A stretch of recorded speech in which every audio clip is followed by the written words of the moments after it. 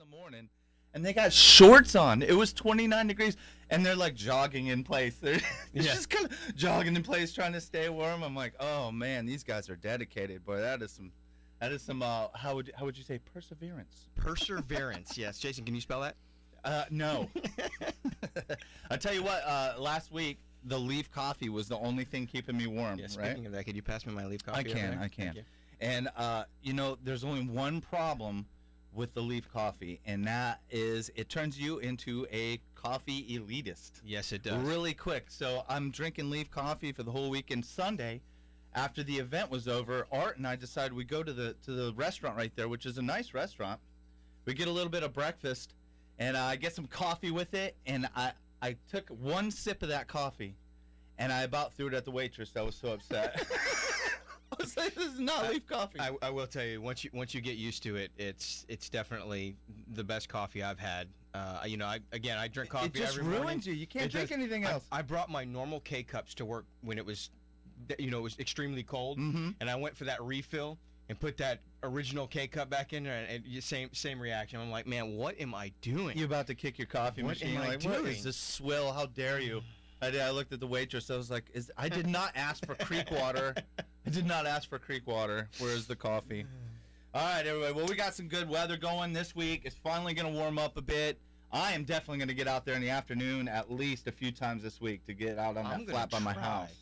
If I have to wade fish, I don't care. I'm getting out there this week. We have the TBRT last week, which I was going to go out to, and I did not get to because my wife, slacker, she was about dying from the Ebola virus.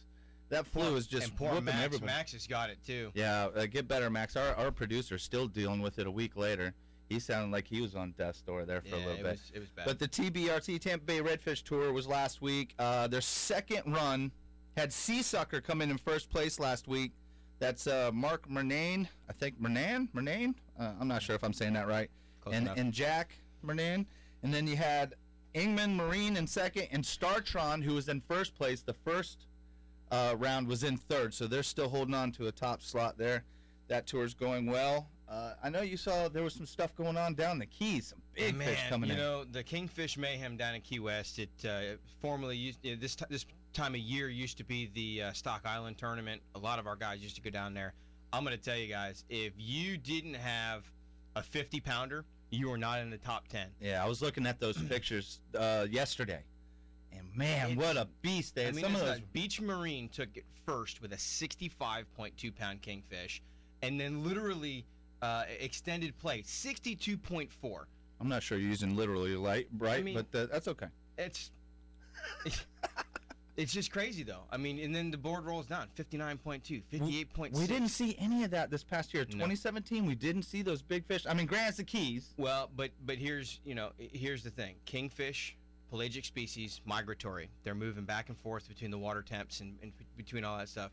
Our water really never got cold.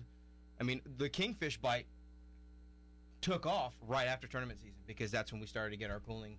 So they've literally surpassed us. They kind of came from up north.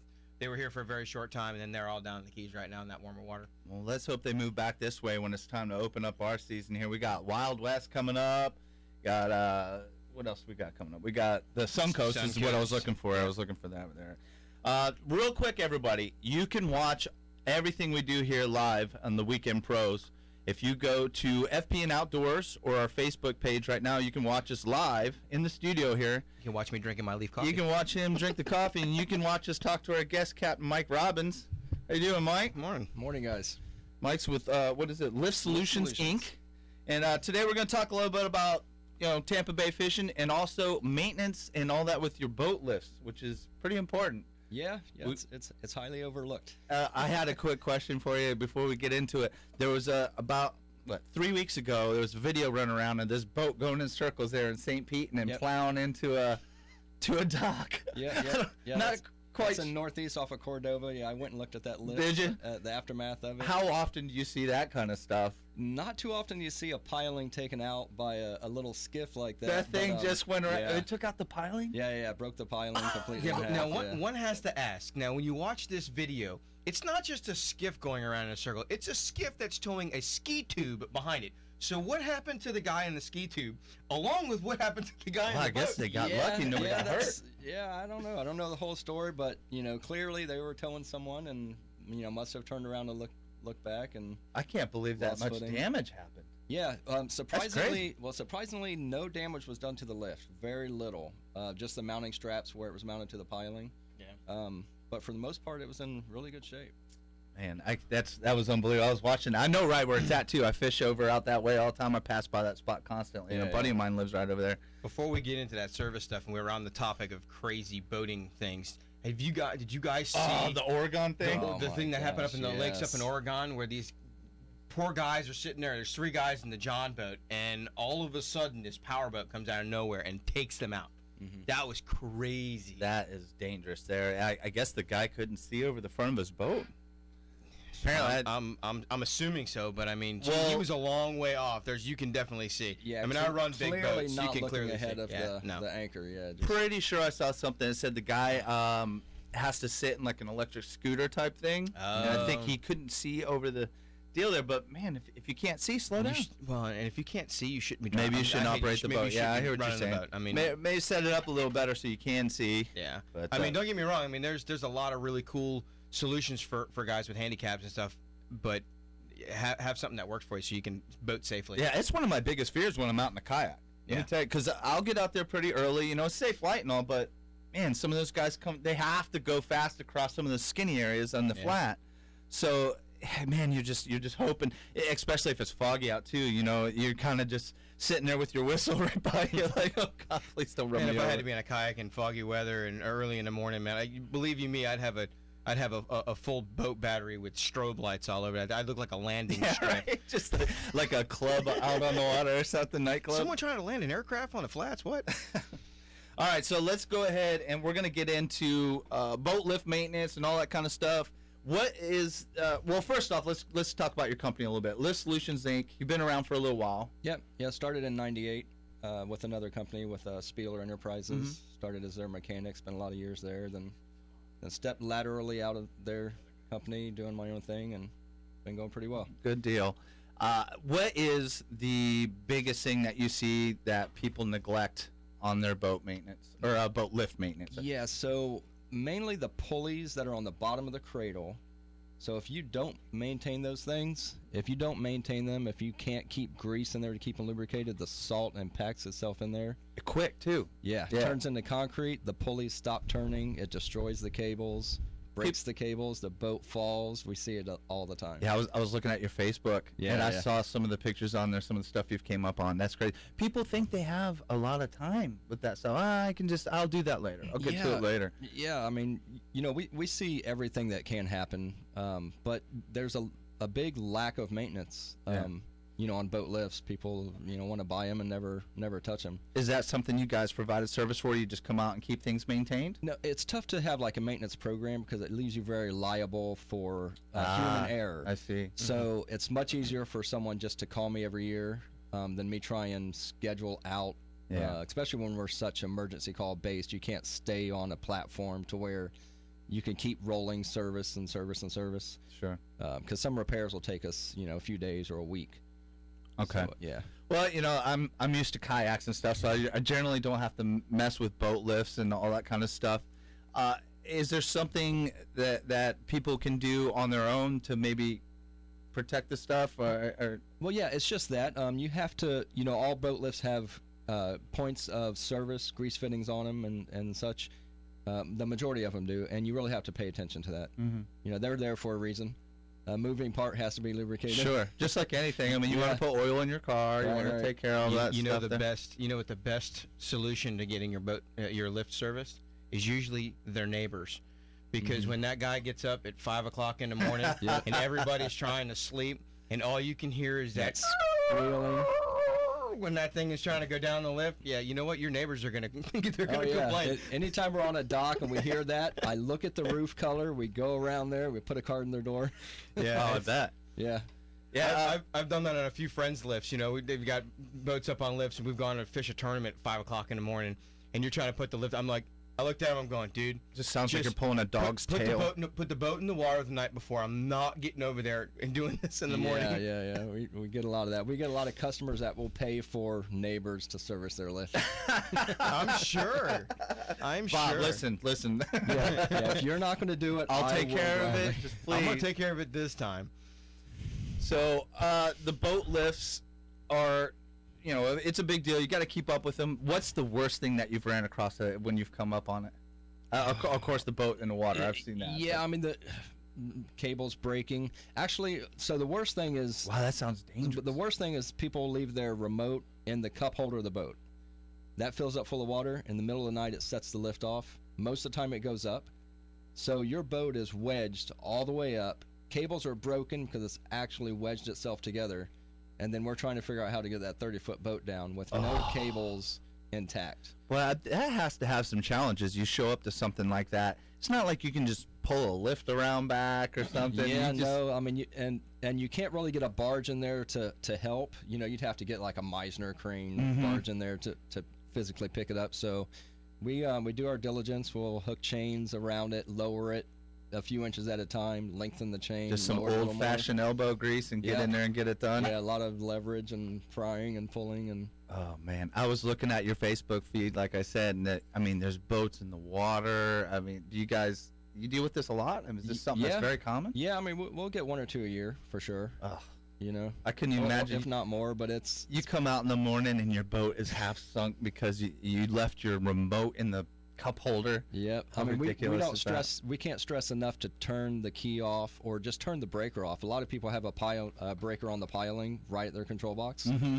I'm like, make it a habit. Walk by, flip that breaker off, and keep walking. Sure. All right. Well, think twice about since we're on that point there, what are some key things that you see a lot of? What can they do to kind of avoid some of those problems? We talked about the remote. Yeah. Well, I mean, anytime you can kill the power to the lift, that's the best thing. Some of the control boxes, they don't actually break the circuitry inside the box, so you still have full voltage. So if anything shorts out, it'll set the lift off. Oh man. Yeah. So as long as there's no power to it, then you should have the power cut to your lift anyway, because if you're not home, you're out at dinner or something like that, anybody can come in there and lower your lift. Take your boat. Oh yeah. Well, I didn't even think about that. Wow. Well, I mean, when all those 30+ footers with triples were being stolen. It didn't matter if the power was on or not. They were just cutting the power, plugging it right into a generator, and lowering the boat. Right. So, the guys that want their boat, they're going to take it. Yeah, and they had a big thing down in Miami several years ago when I lived down there, and guys were doing that exact thing. Yeah. And they were lowering down, and they were waiting for the outgoing tide, and the guy in a little John boat come in, get your boat off the lift, and would just push it into the middle of the canal and let it float out. And there was a guy out there with another boat that would tow it out to a barge, and they would literally just take a sawzall, cut all your cables, and yank your motors, and then let your boat just drift out to nowhere. Well, we had a few big boats stolen locally that were in that whole theft ring. Yeah, I was seeing updates on Facebook. Help me find my boat all the time. Well, I still see it. You see it constantly. It's boats that are on trailers. Yeah. Yeah, it's not like the problem went away for sure, and that's definitely one reason to have a tracker on your boat, something like Atlas Track, something like that. Try and keep track of your stuff, man. It's tough. Nothing worse than a thief, man. No. Take a working man's livelihood. Yeah, it's tough. But so anyways, you've been fishing Tampa Bay for a long time. You've been out here for a bit. You grew up here in Florida. I know you're from Polk, but you're a transplant from Polk over here to the St. Pete area. Yeah, for sure. Is there anything that you've noticed in the fishery, or even just something that you've seen change over the years that maybe improved or didn't improve your? Yeah, I can't really. Not much on the fishery because I work so much I don't get to fish, you sound like us. Yeah. So I mean, what I do see is a lot of movement on sandbars and isn't that crazy how fast it moves? Yeah, you see, because we're all over the county. We go all into Apollo Beach and Tampa, and the places that I really pay attention to, you can see that stuff moving a lot. Where you can see it a lot, and you can see it every year. Well, Hubbard's, definitely John's Pass, all that. The head is tough right there. Yeah. But Paso Grill Pass, if you look at Shell Key Preserve, that island, right? That used to be an island. It's more of a peninsula now because it's sealed off that north side. I spent a lot of time on this side of the island. Like just before this past year, before we were working so much on getting the show going, I would fish 4 or 5 times a week. I'd go out there at least 3 times a week. And over the weeks, you would just watch this thing change. And I mean, a football field worth of sand would come up and close off that channel, and then would go away. I have customers right there on Ocean View that just can't get their boats out. Yep. And I mean, what do you do with that? I mean, right, you just buy a smaller boat. You're just done. I mean, I'm watching that the shell keys breaking in half right now, right in the middle of it. Yeah, where it's, how it's kind of a boomerang shape. Right. That middle part has just busted out. The water's flowing in from the Gulf now, and you just watch it change over the weeks. Same thing. Paul was out testing that boat last week. There, you should have seen how far out the pass he had to come to get around that sandbar. How big was that boat you're in? It was a 40-footer. Yeah. 40-foot Intrepid out there running that. And we're trying to get some video footage of him coming by, and we watching him come out the pass. And is he coming back? Yeah, I had to go way out for sure. Yeah. So definitely you gotta pay attention to that stuff when you're out running and everything. It's weird to see that. It's funny you brought that up because I was just talking with Ants about that the other day. I haven't been out to the island in so long. I don't know what's going on out there anymore. Yeah, and it was actually kind of funny because he's actually watching me. I'm running down the beach and I'm going, oh wait, that's on the other side of Blind Pass. I think I ought to go out now. And all of a sudden I saw the breakers. And I'm going, yeah, I'm gonna go back out. Yeah, I think I'm gonna just go ahead and go around Let's that. Let's go west a little more. I've actually cut across. We've actually cut across that sandbar coming back from a tournament. We were coming in hot. A fish literally the last second in the boat. I can tell you, I literally saw sand in our rooster tail. Mm-hmm. No, whoa. Oh yeah, we were on it. It was low tide. We were so running there was a money fish in the boat then. There was actually, believe it or not, it was a small fish, but it was an aggregate tournament. Yeah, so we wanted to have that weight in there. We ended up, it was the smallest fish of the tournament, and we ended up winning $500. Yeah, well, that's what we always say. If you're gonna get in all the way on those tournaments. Absolutely. Don't leave anything out. Yeah, Mike, you know a lot of the guys in the tournament fishery here. Mm-hmm. Do you ever compete or you follow? Yeah, I started with Doug Spieler Jr. We fished a lot in the beginning, and then I fished a few out of my own boat. It's a lot of fun though, isn't it? Yeah. I enjoyed it a lot. I really like to try and fish more this year. Oh, that's right. You said you got your boats in the works and everything. Been working on that the past year. I just got some new electronics. It's an old '89 Hydrosport with twin 200s on it. I've pretty much redone the whole thing. Redo the whole thing. Yeah, just trying get to it make out there looking pretty again. Yeah, more modern boat. That's awesome. Yeah. You said you've been working on that for almost a year now, huh? It's been 8 months. Yeah, well, it's been about 3 years since I've since I got it. But I know about those projects. Project boat. Right, it spends a lot of time being worked on. Well, it's just like the painter. The painter of the group. His house probably looks the dingiest out of all of us. Yep, you're looking at him right here. Plumbers' toilets don't work. Electricians they got lights flickering in their house. It's the same thing with us guys. Well, when you're building a boat, there's always something you want to do to it next. Sure. And then next and next and next. But it's close. All right. Well, I'll expect a ride out there on the water with you once you get it running. Absolutely. We'll have to go out and film her on her maiden voyage or something. That'd be cool. That'd be cool. Yeah, I'm looking forward to getting into the tournament season here. We got James Malz from Wild West and Angler Armory is coming on here in a little bit. We're going to talk about kingfishing and all that. Is that one of the main things you went out for? Is the kingfish tournament? Yeah, for the most part. I mean, that's really the only fishing I really know how to do. Is offshore. And kingfishing, but I don't get to do a lot of. Yeah. Like everything. I'm the opposite of that. I'm the inshore guy in this routine here, so I'm still waiting to be taken offshore by Paul here. We'll get that done eventually, but one of us will get you out there. Hopefully he doesn't make fun of me too bad once we get out there. Actually, we were talking about I was talking with Morgan, and obviously we've got the new 47 with the quad 400s that the guys are going to be running in, so that leaves the 30-footer to fish in. So we're actually thinking about splitting like we did in the fall. So maybe run two teams out. Run two teams and kind of double down on it. And so at that point, we're talking about getting you up on there and filming it and just having some fun. Oh, I get to fish too. Yeah. Don't think you're just sticking me with the camera, bud. No, I'm the good luck charm. I'm the new offshore guy. When we say film it, we mean just put all the GoPros there. Okay. Just get them in place. Yeah, I've gone offshore a few times with friends and stuff, and on charters. But when you go out on a charter, that's not really fishing. I don't think they hand you the pole here, reel. You know what I mean? Yeah. It's on. Go for it. Well, those guys, they put in their work to be able to find. Oh, for sure. The trips I went on were great. I mean, the guys were awesome. We caught a lot of fish and everything, but I still don't. I can't say, oh yeah, I'm an offshore fisherman. You know what I mean? At all. I can't claim that at all. We'll have to get out. Now, I'm looking forward to getting out and doing some of these inshore tournaments this year as well. tighten the drag, stuff like that. I love that stuff. I love getting out there after the inshore stuff. I tell you what, though, I'm a little concerned with all this cold weather we've had.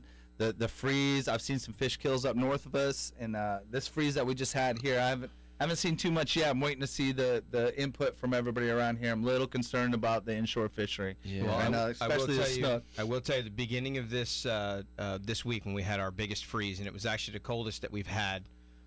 We actually had a boat down at Marine Max and was down there early this week. I saw literally stacked up probably a good 200 snook sitting up in the middle of the cul-de-sac in there, and they were all just huddled in trying to stay warm. Didn't see any fish kills from there. So when you've got that big of a population of snook right there, and days later you don't see anything floating, I think they survived it. I think right here where we're at, we're usually warmer than everywhere else right here because of the water the protection. surrounding water. Yeah. Have you been out lately on the water? I know. No, not fishing. You haven't Just really noticed any fish kills or anything being No. out there by the Well, docks? you know, I mean, anytime there are big fish kills, we see them up in basins, like Paul Sure. was just saying, like in Marine Max. Mhm. But no, we haven't seen anything. Red tide, obviously related. Yeah. Earlier Oh, in the that year, was but- a thing there for a little bit. I don't know if that's still kicking. I know the day before, what was it, Tuesday or it was Wednesday early, before the front came through. I don't want to say where it's at because I don't want anybody going and beating up on them right now. They probably need to chill for a bit. But I come out and it's the intercoastal there in the Pinellas area up towards Reddington, and where I was underneath the docks, at least 30, 40, just all 30-plus inch snook. Like you said, just huddling together. They're not moving. They're just No, they're just trying real to stay tight, warm, you yeah. know. Just all lethargic. Just Yeah, kinda hanging They're out. just trying to stay warm. That's all they're doing. And you know they'd probably be easy pickings, but me personally, I'm not going to target them. I'll probably leave snook alone again this year and not really target them. Yeah. Right now, though, it is a good time to get out and scout.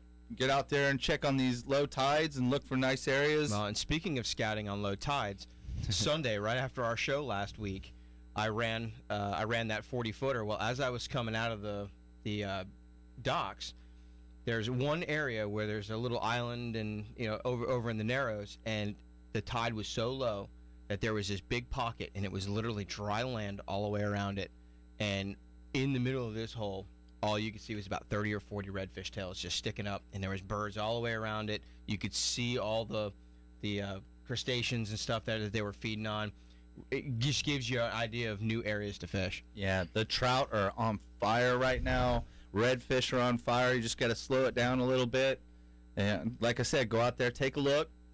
Find some new areas. Now's the time to go out. Maybe, if you're like me, I get stuck on areas, man. I have a hard time breaking out and going to new areas because as I'm driving there, I'll look over, I'll see my area. I'm like, I know they're there. I know they're there right now. But man, So- if you want to learn a new area, you go out recently when the tide is gone, and you'll find every channel, every swat, every You'll dip. definitely learn your way if you're out in this kind of tide. For sure. You ever get out to the inshore? You're mostly offshore, though, right? Yeah, mostly offshore. How about here's something I like to ask people too. How did you start fishing? Were you a bass guy at first, or straight to salt? I never even fished as a Same kid. here. I came over here, got a job, working on the water, and just have kind of loved fell it into ever it. since. Yeah, that's how I was too. I didn't take fishing serious when I was a kid, but when I got older is when I got into it. But it's funny, man. You get these guys that were bass guys, and then they end up going to salt. They don't go back to bass, but it's kind of weird.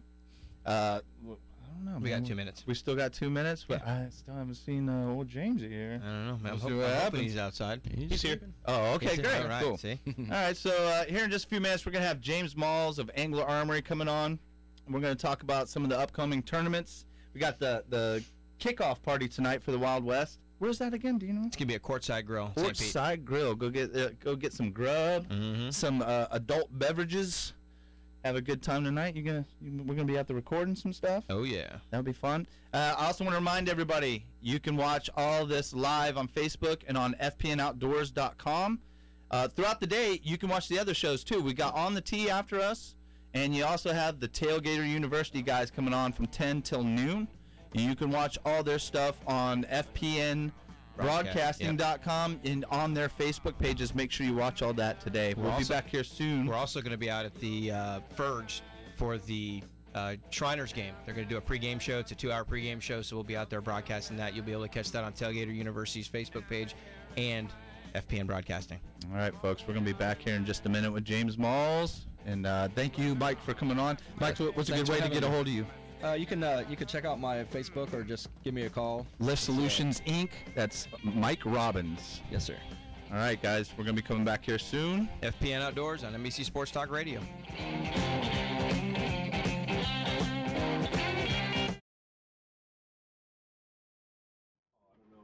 don't know what TC told you, but it's only an hour and 15-minute pregame show. Is it right?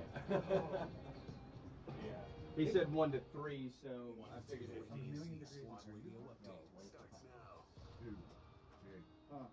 You sound like you got a megaphone and you're trying everybody to get fuck out of home. Okay, you turn me down. Turn me down where? I got one volume for all of it. Right.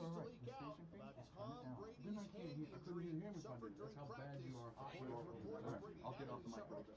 But his right thumb was bent back badly. Brady is now listed as questionable for Sunday against the Jags. Running on, the man. NBA, it's the Raptors stopping the Spurs, 86-83. The Knicks knocked off the Jazz, and that's upset the Heat. The win is down to and Zach Randolph scored 4 points. What am I doing? Back in Memphis as the Grizzlies mauled Sacramento 106-88. And on the All right, ice, brother. the Thanks for Panthers man. passed Appreciate it, the man. Vegas Golden Knights in overtime Definitely keep in touch with us. 4-3. More this year. I'm Jeff Biggs, NBC Sports Radio. Get into the Wild West, but I'll be in another tournament. Calling Reese and Irby's the future of frozen yogurt. Are you the robot people? Reese and Irby's Froyo robots? Yes, ma'am. Our Froyo robots serve 7 different flavors of delicious frozen yogurt. With up to 6 delicious toppings. Those are robots all about country. Malls, theaters, theme parks, almost anywhere people want to I thought I sounded fine on the mic. He would usually tell me it's on top. Well, that's right. If you're looking for a full or part-time turnkey business, Reese and Irby's Froyo robots are available as a unique franchise opportunity across the United States. And how do I find great locations for my robot? Well, actually, we do that. All right, guys. Your robots See you, will thanks, arrive brother. at Take these 6 easy. locations. Engage with customers daily. Deliver amazing Froyo experiences to customers. He's and gonna tell you, pay collect the attention. profits. They work so you don't have to. Well, I definitely want my own Froyo robot. How do I get them? It's easy. Just go to FroyoFranchising.com and enter promo code we can add more. If 8282. we wanna- if That's we wanna pause FroyoFranchising.com, in promo between, code on the quarters, 8282. we can do that. So if Locations you are wanna going pause fast, at the so end don't of wait. 15, Again, that's well, FroyoFranchising.com. I Promo said code I'm used to running an 8282. hour without any commercials. That's what he said. Whatever we FPN want to do. Outdoors. Okay, he's here. Fishing so hard. Come on, Art. You're a good talker, dude. I don't I'm not hang giving you you. a talk. I don't hang you on a wall. All right, everybody. We're back.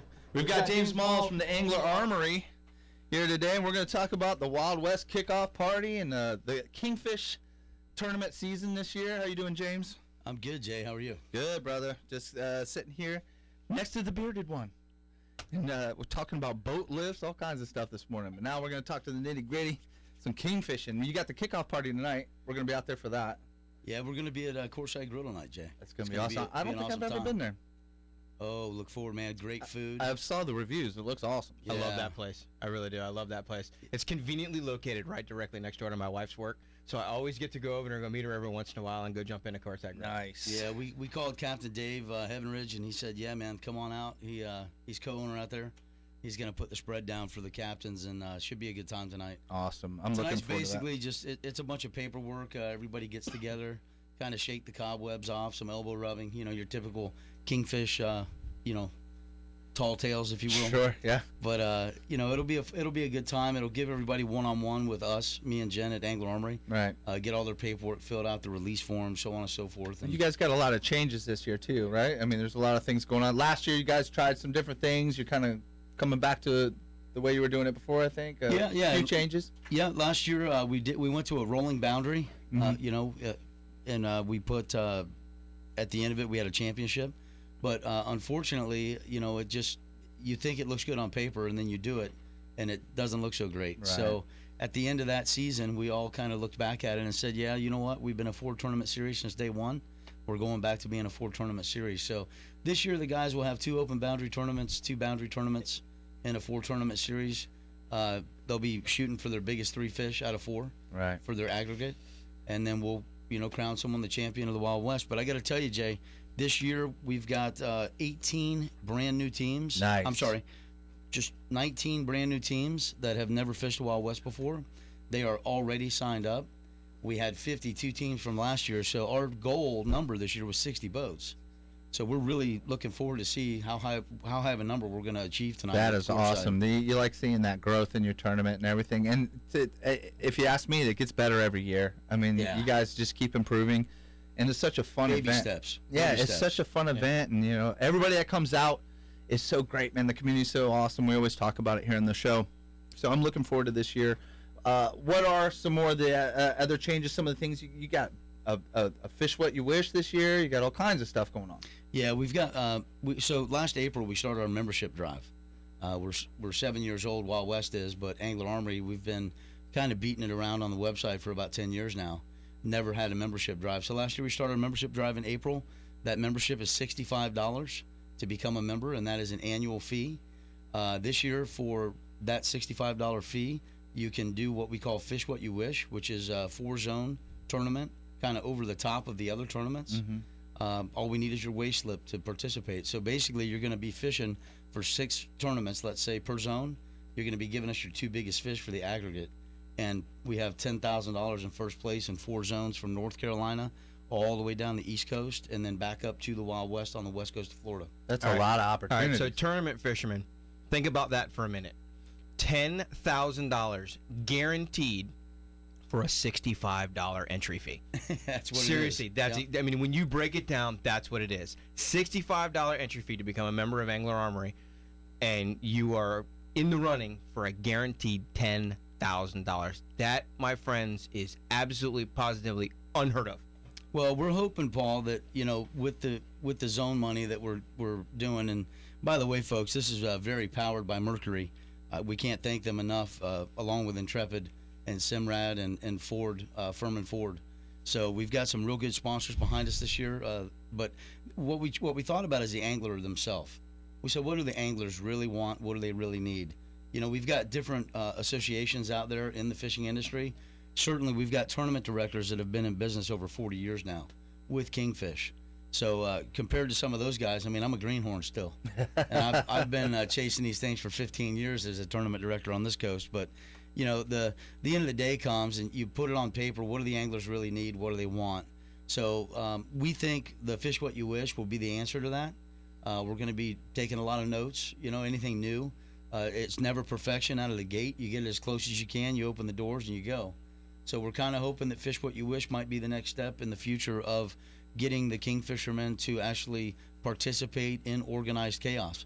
Yeah, and that's what it is. But when you say that you guys focus on the anglers, one thing that I can truly say from personal experience with Angler Armory, with the Wild West Kingfish series, both obviously being on the Intrepid side of things and being the part of the committee, there is exactly that. There's a committee of anglers that help decide what's best for the industry, what's best for the anglers, what's best for the tournament series. And I think that's what sets this series above most of the others. I mean, it's really truly targeted for that angler. Yeah, that committee, Paul, it helps us hold ourselves to a high standard of integrity and competition level that we hope is the best anywhere. But this year at the Wild West, you're going to be fishing for $30,000 as well. Ooh, and when That's we a lot went of cheddar.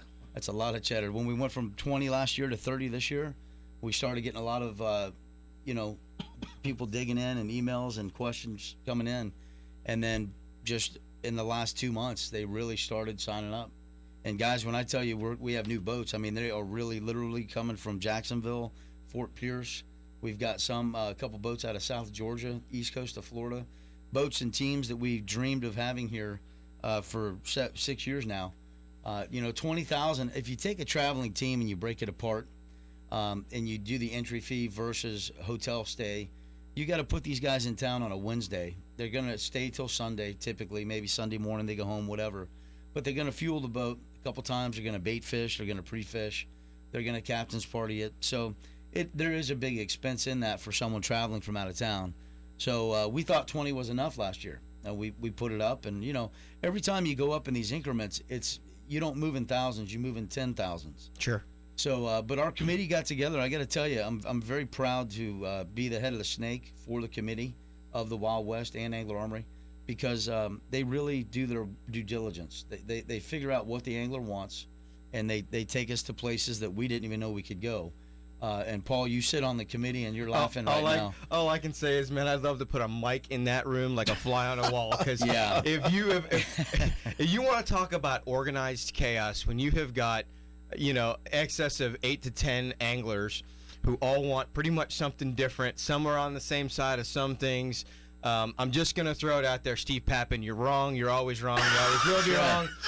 That's just something that him and I have against each other. You're hearing it here, folks. There's a call out, right? There's just a bunch of stuff that we go. Actually, Steve and I actually agreed this past year, and I think I caught him off guard. But it's just funny. It's organized chaos when you talk about getting that many guys in there. But you know what?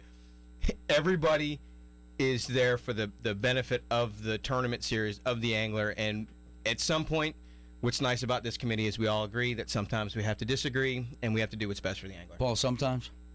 All right, so all the time, okay, all the time. We disagree all the time. There's definitely some strong opinions in there, right? There are very strong opinions, and the thing is, a lot of different levels of fishermen are represented at that table. Yeah. At the tournament committee, so you've got a bunch of guys that want different things, and they really have good supporting evidence as to why they want them.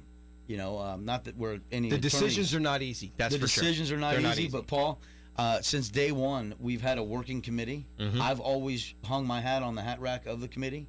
I've never had to veto anything, and the committee, they're always right. Yep. As a committee, they're always right. So this year, the 2 open boundaries coming back to the Wild West showed a lot of excitement. We weren't sure if we could get to a big number of boats that way. But, the increase in payouts, the increase in boundaries, and going back to a 4-tournament series, we really hope this year that the angler knows that we have figured out who we are at the Wild West, because, goodness, we know we've tried just about everything, and we think this is what we do. So we hope everybody that wants to get in the 2018 Wild West and Fish What You Wish competition with Angler Armory this year, becomes a member of Angler Armory, a $65 fee. And we hope that they come out and they at least fish with us. And Paul, if they don't, maybe they'll come out and see the weigh-ins and do our little high noon tournament, which gets the party started. Yeah. Now, do you know we've recruited? I'm not kidding you. We've recruited 8 boats from that little high noon thing that we do. For the series. They are now fishing the Wild West. Yeah. So that's working too. Well, and I'm going to tell you right now, that's another whole completely different side of the Wild West and Angler Armory.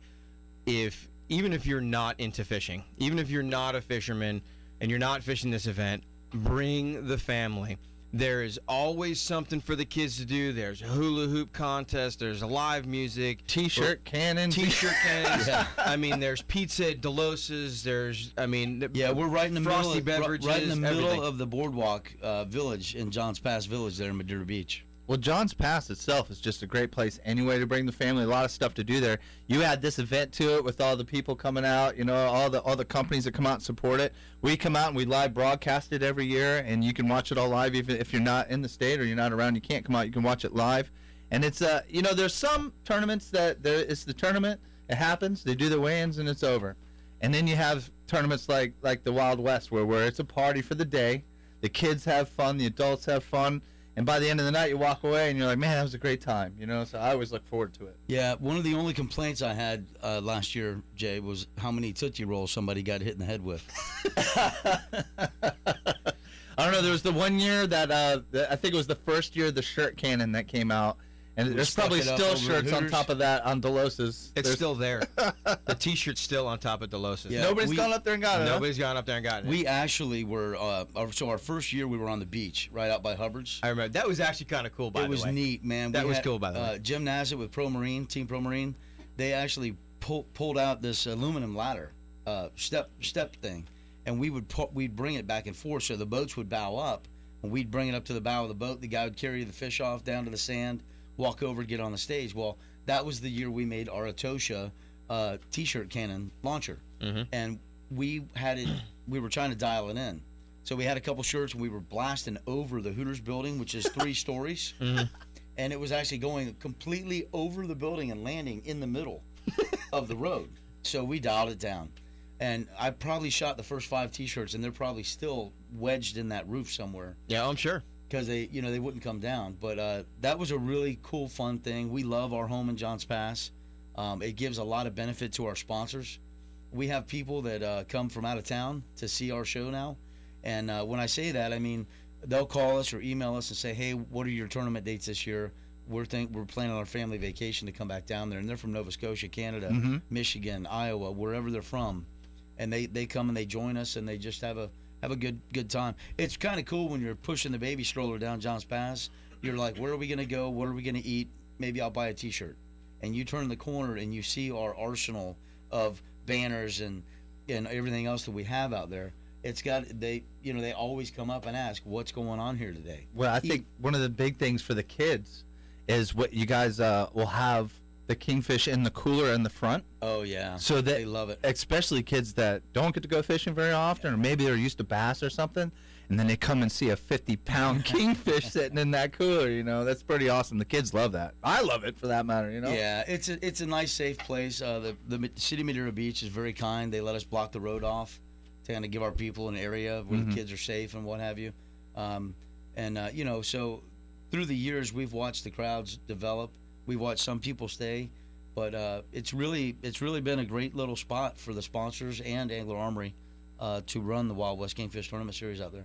Definitely awesome. Paul and I, at the beginning of the show, we were talking about some of the kingfish that were brought in at the Key West thing. What was that one again? What was the name of it? The Kingfish Mayhem. Kingfish Mayhem. Did you see some of the size of the fish that were hit? I did. I saw that John Thomas, who is Walleye 2 outlaw that fishes Wild West, I saw he brought in a 58. And, sorry, Johnny, I think that was good for 4th. Yeah. Well, I mean, 10th place was still a 50-pounder. Man, it was still a 50-pounder. amazing. So if you didn't have a 50-pounder, you were not in the top 10. I hope we see those numbers again here this year. I know the 1 year Pro Marine was just nailing it. I think they had 65s. Two of them that were 65s that year, and then they followed it with a 58. Yeah, and then there was other teams that were, a lot of them were in the high 50s. Paul, you said that as if you fished that year amongst that competition. Yes, I did. Yeah, well, 2 65s and a 58 never hurt anybody. And then I got a live show, and then I got a radio show, and I haven't fished since. The thing is, though, I keep waiting to hear from him. I keep waiting to see that itch fire up. Like, it's there. Listen, Jay, I'm not gonna make it for this one. I gotta go out on the boat and show these guys how to do it. I am gonna say one thing that we got. April 7th is the very first Wild West tournament, and one thing that I am gonna try and figure out the logistics on. Obviously, Intrepid Powerboats is the title sponsor of one of the title sponsors of the Wild West. My old team is now fishing as Team CCE, and they're going to be fishing on a 47-foot sport yacht with quad 400 Mercury racing motors on it, which now leaves our 30-foot Intrepid powered by Yamaha's 250s.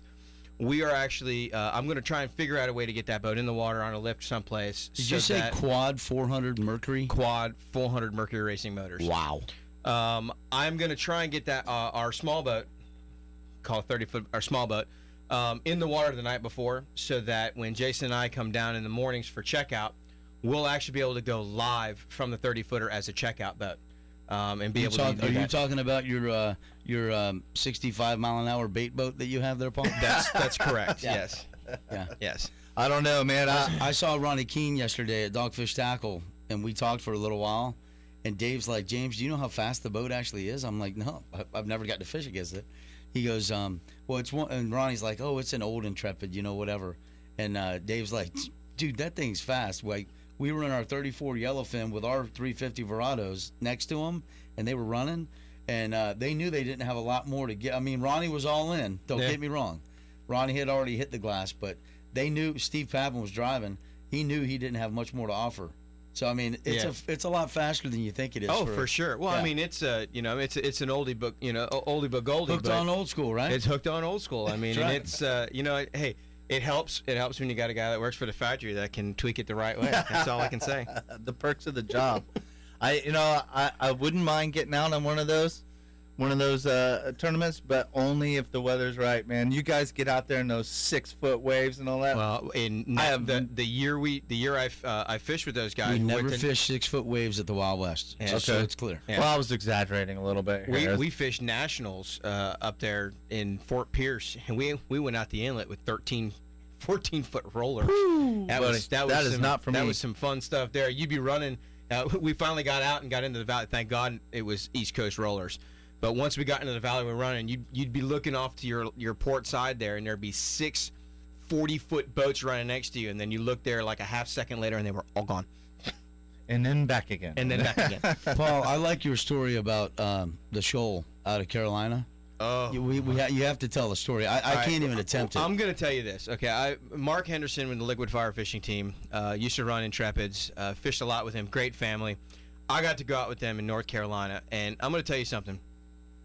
The guys in North Carolina, the king fishermen in North Carolina, Nuts. must absolutely, they're nuts. Okay, Crazy. because on a good day, going out the shoals, you're running in anywhere from 4 to 6 footers on a good day. We get up on a mediocre day, and we're riding a wave out the inlet, and I look to my right, and in between the valley of waves, there were 2 blue crabs duking it out over a hole. It was flat, dry land. So all I can think of is these guys are completely nuts. They'll go out and run this 24/7 to go fish for a fish that really is not all that tasty unless you're cooking it the right way. But it's like these guys just are passionate about tournament fishing. They're passionate about kingfishing. I have never seen anything like that in all of my fishing days. That is nuts up there. So I imagine there's probably a lot of smack talk that goes on over the radio at times. At these. Oh, total. Yeah. Total. I can see that being a thing there. You guys probably talking back and forth. Do you guys know when other people have hooked up? Do you guys announce? Oh yeah. it? Oh no. You're watching them. Again, a lot of these places that these guys are fishing, you'll get 2, 3. In some cases, we've got 15 or 20 boats trying to fish the same spot. So it becomes this intricate balance of chaos of boats with 6 lines trolling behind them, trying to weave in and out of each other, not tangle lines and not get lines and propellers and everything else. But oh yeah, you've got one person on your boat that is constantly looking over at the fleet and go, oh, has somebody on the bow, darn it. And now you got guys bringing out binoculars, and we're looking to see who sticks to fish. And our guys, we like to have a little fun because Paul, tell us really why you have binoculars on the boat. I'm Well, sure your wife's listening. that's okay. She Well, knows. the beach isn't that far off. Depends on some of the some of the places we're fishing. Paul, I'm just scenery's chinking definitely the not armor bad. when I can, brother. Yeah, Chinking that's the all right. armor. Scenery's not bad all the time. But one thing we like to do though is we'll hook up. And all of a sudden you look over and there's 10 boats looking at you, and they all got binoculars out. And you wait until your fish gets up to the boat. You realize it's like a 22-pounder. So you work your rod around the side that nobody's there. You stick the fish, you throw it in the boat, and then everybody in the boat goes, woo! All right. And everybody thinks you just put a big fish in. Then you listen to the radio. Paul, everyone in their hooked on- car just looked around for what That's it. way the ambulance was Yeah. coming. Anybody with headphones on, I apologize. Yeah. Hooked on old. Now the guys are going, oh, hooked on old school. Just hooked a big one, and you hear this chatter going all the way around. You only got a 20-pounder in the boat. Well, that's what's cool about the one man that we're doing there. People know all day long because it's all live. That's interesting. Yeah. That would be interesting to see that with offshore. If you could ever pull it off with the technology someday, that would be really cool. Everybody knows exactly what's going on. Paul, I think they call that swerve.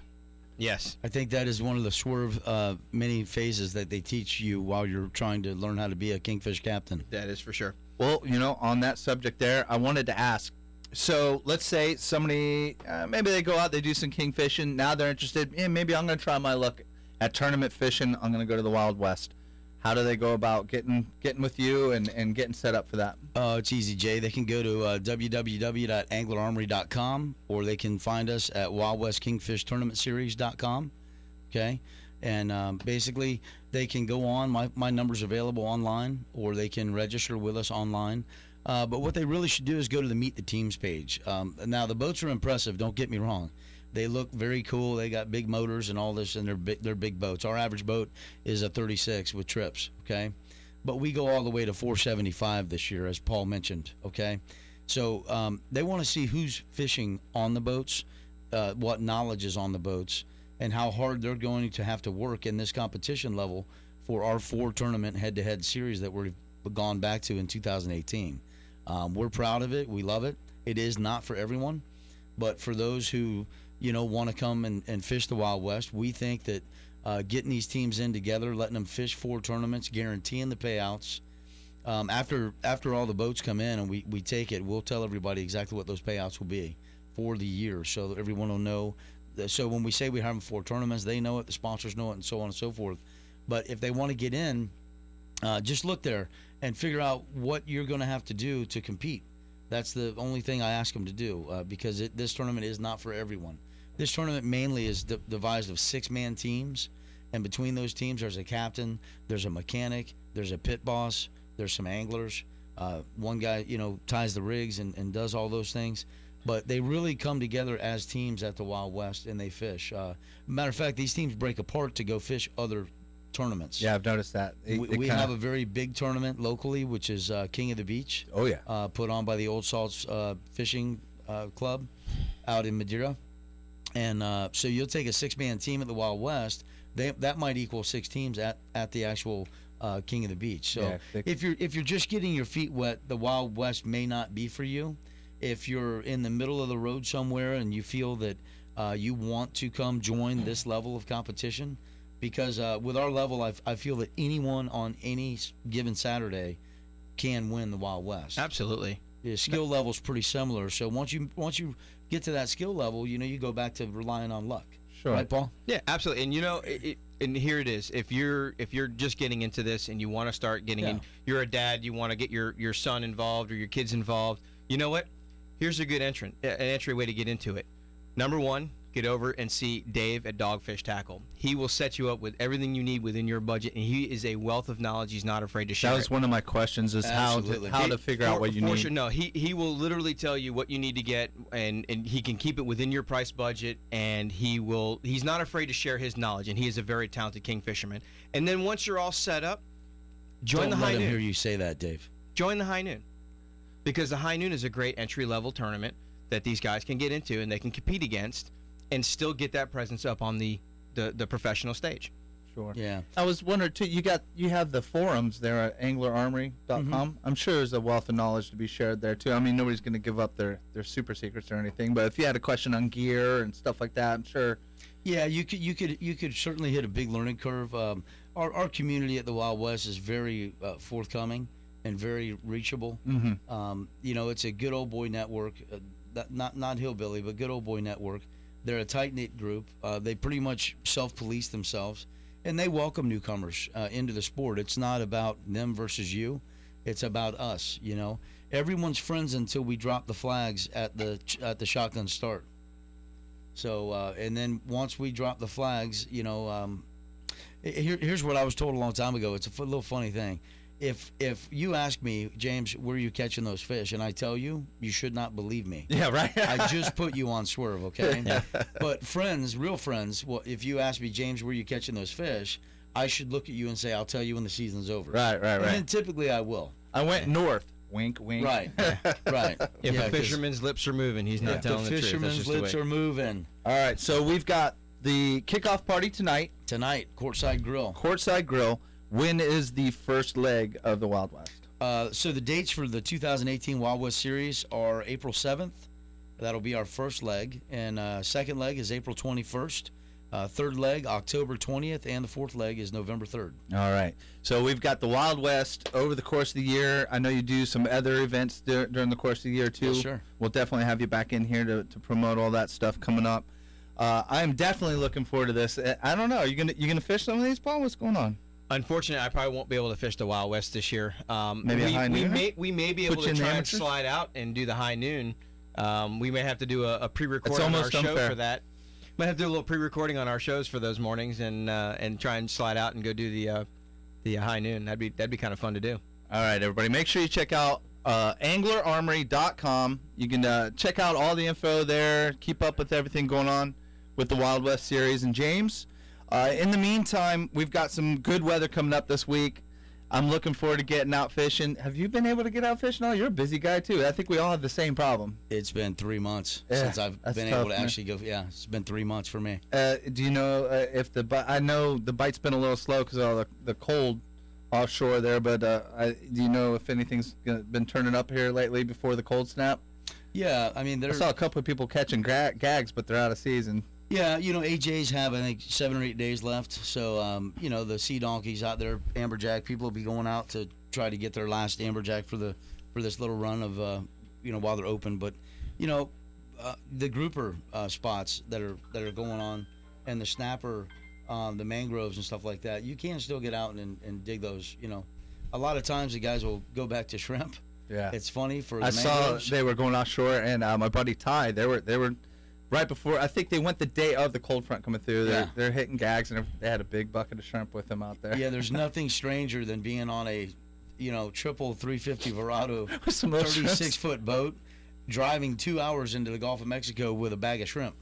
But you know, that's what it takes to get the job done. That's what it takes. Yeah. So. Well, definitely looking forward to all this year, James. In the meantime, folks, don't forget, you can go to FPN Outdoors, check out everything FPN related. You can follow us on Facebook. We look for interaction during the show here usually. Today's we had to bring in the Squatch to run the board because Max was sick, so we don't have a lot of interaction going today. But usually we can talk back and forth, ask questions. You can also watch the show after us is On the Tee, great golf show. You can watch them on their Facebook page. You can watch it on FPN Broadcasting.com. And don't forget Tailgater University coming up 10 to noon. They're going to be live on their Facebook page, also on FPN Broadcasting. But you can also catch them at the Shriners game today. They got a pre-show at Pre-game show Berg's. What time is that, 1 o'clock? 1 o'clock. 1 o'clock, and we're going to be live broadcasting that as well, so you're going to be able to watch all that. Please, if you can, go to their Facebook page. Give them a like and a subscribe. These guys are great. You're going to love following their show. A lot of good stuff there. Tailgating's pretty fun. All the grilling out and everything. Craft beer, food. You can't go wrong with that. Definitely looking forward to it. Before we get out of here, Paul, I was talking to you a little bit about this before. I'm going to reach out to this fella. His name is Tim Crockett. And these, you would not believe what these guys are doing. They're taking a rowboat across the Atlantic. They're rowing the Atlantic. It's so sick. I'm going to reach out to this guy, hopefully get him on the show here soon. Thank you, everybody, for tuning in to FPN Broadcasting. Stay tuned for the On the Tee show coming up next. We're looking forward to seeing you guys at the Shriners game this afternoon, right here on Sports Talk, NBC Sports Talk. My bad. All right, guys. Timelines, everybody. See you next week, folks.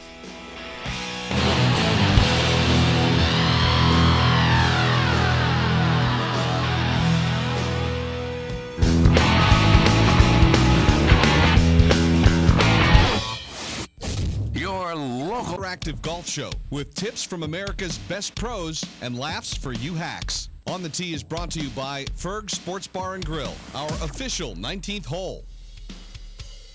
And welcome to On the Tee on this 20th of January, 2018. I'm Mike Rickard alongside Tom Clifton. And I'll tell you what, we're going to talk a lot of topics today.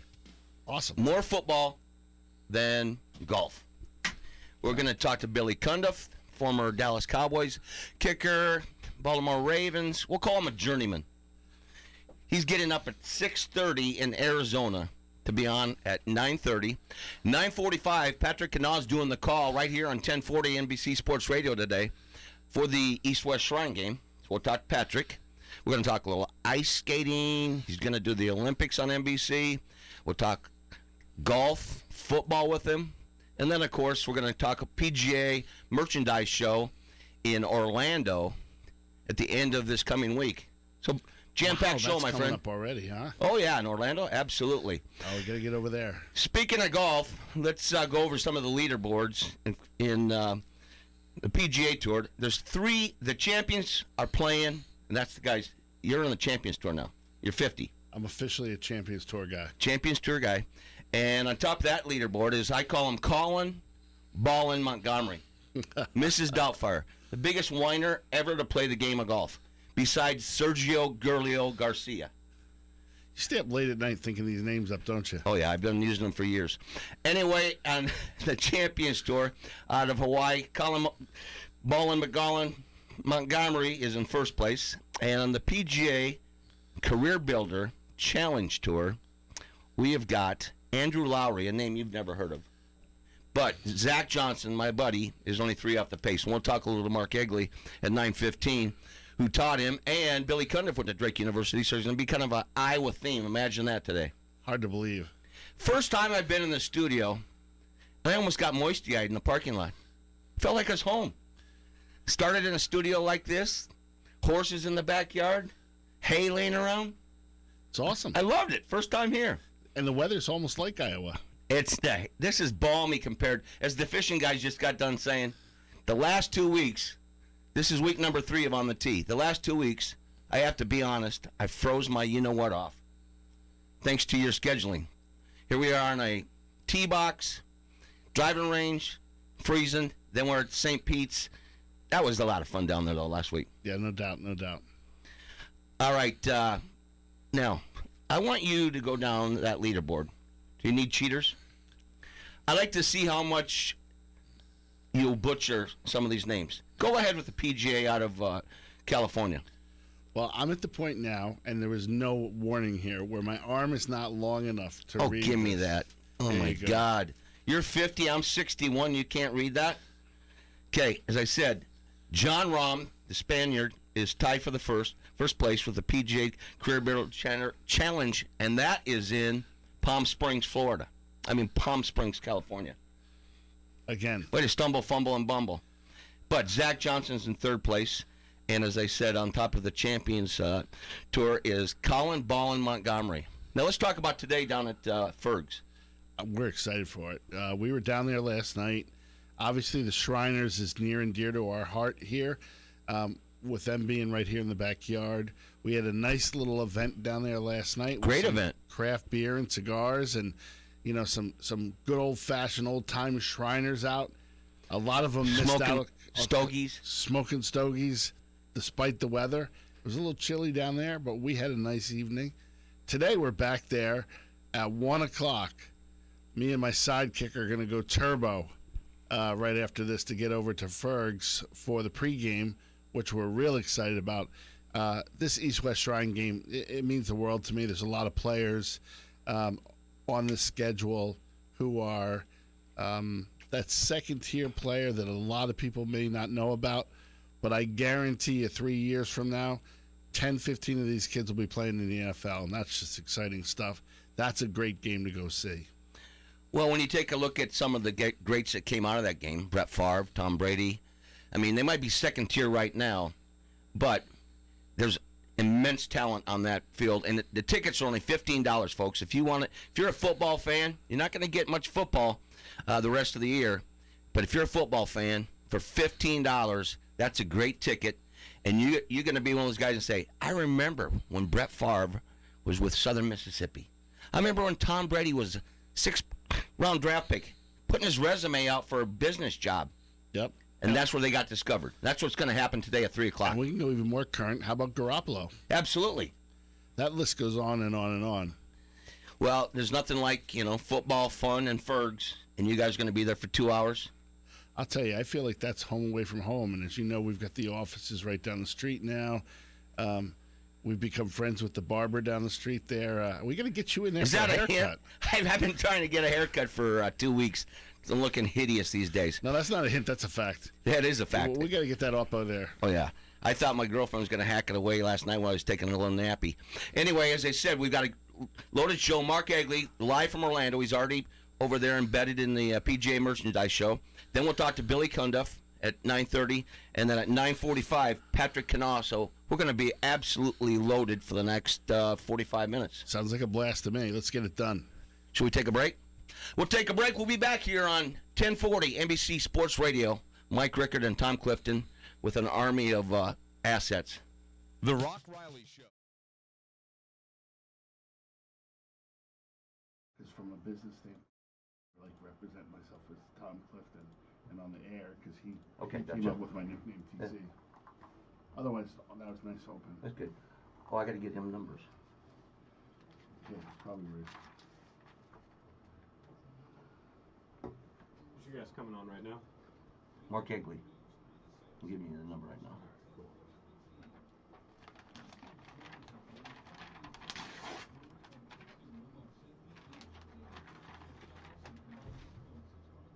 515-229. 1492. Cool.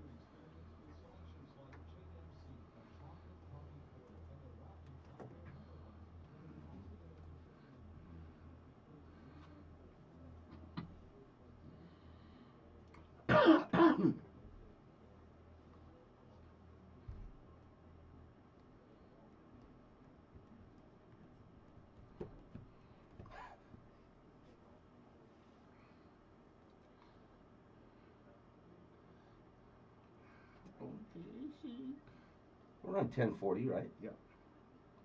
Oh my God. Jason, you look very funny over there in the corner, Jason. Do you wear panties? Do you wear tight panties, Jason? Where'd you find this guy? Did you come home for some sleepies now? Yes.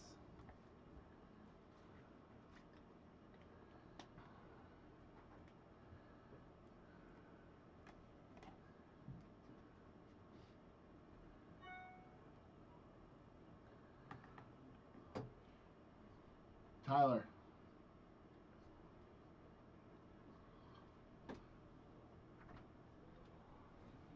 We just got the opportunity to broadcast live from the Pro Bowl on Sunday. You in or you out?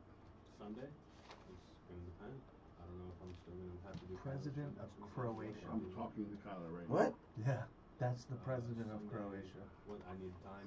I'm moving. Oh my God. Well, you got to assume we'd be there 3 hours before the Pro Bowl. It's at Holy Church Street, schmoly. which is where they're doing the pregame events, all that We'll stuff. talk next week. We're coming back right now. Welcome back to On the Tee on this 20th of January, 2018. TC, Mike Rickard, live from the studio, which, like I said, it feels very warm today, bud. Great. Listen, I usually complain to Tyler about how hot it gets in here, but today I'm happy. We're brought to you by Thanks, Ferg brother. Sports Bar and Grill. We'll be immersed down there all day long, right across from Tropicana Field for the 3 o'clock kickoff of the East-West Shrine game. But there's a lot taking place right now in the great state of Florida. And since we are a golf show, we probably should talk about the PGA Merchandise Show. And my buddy is over in Orlando, Mark Egley.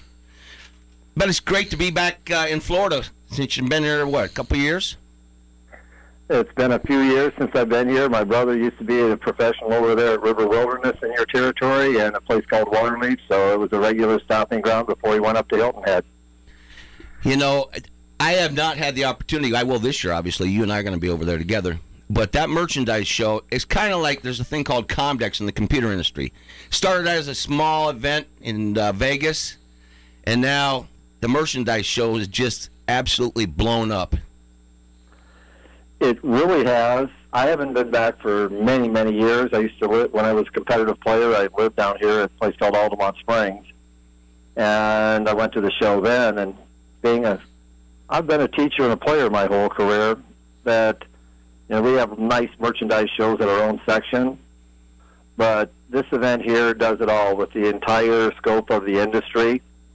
Many people with teaching have gotten really carried away with all the computers, I'm not going to mention all the names of it, but I think they've gone overboard. And it's kind of funny how people like Ben Hogan and Jack Nicklaus and Arnold Palmer used to shoot the same scores they're shooting now without all the high-tech drivers and all the high-tech balls.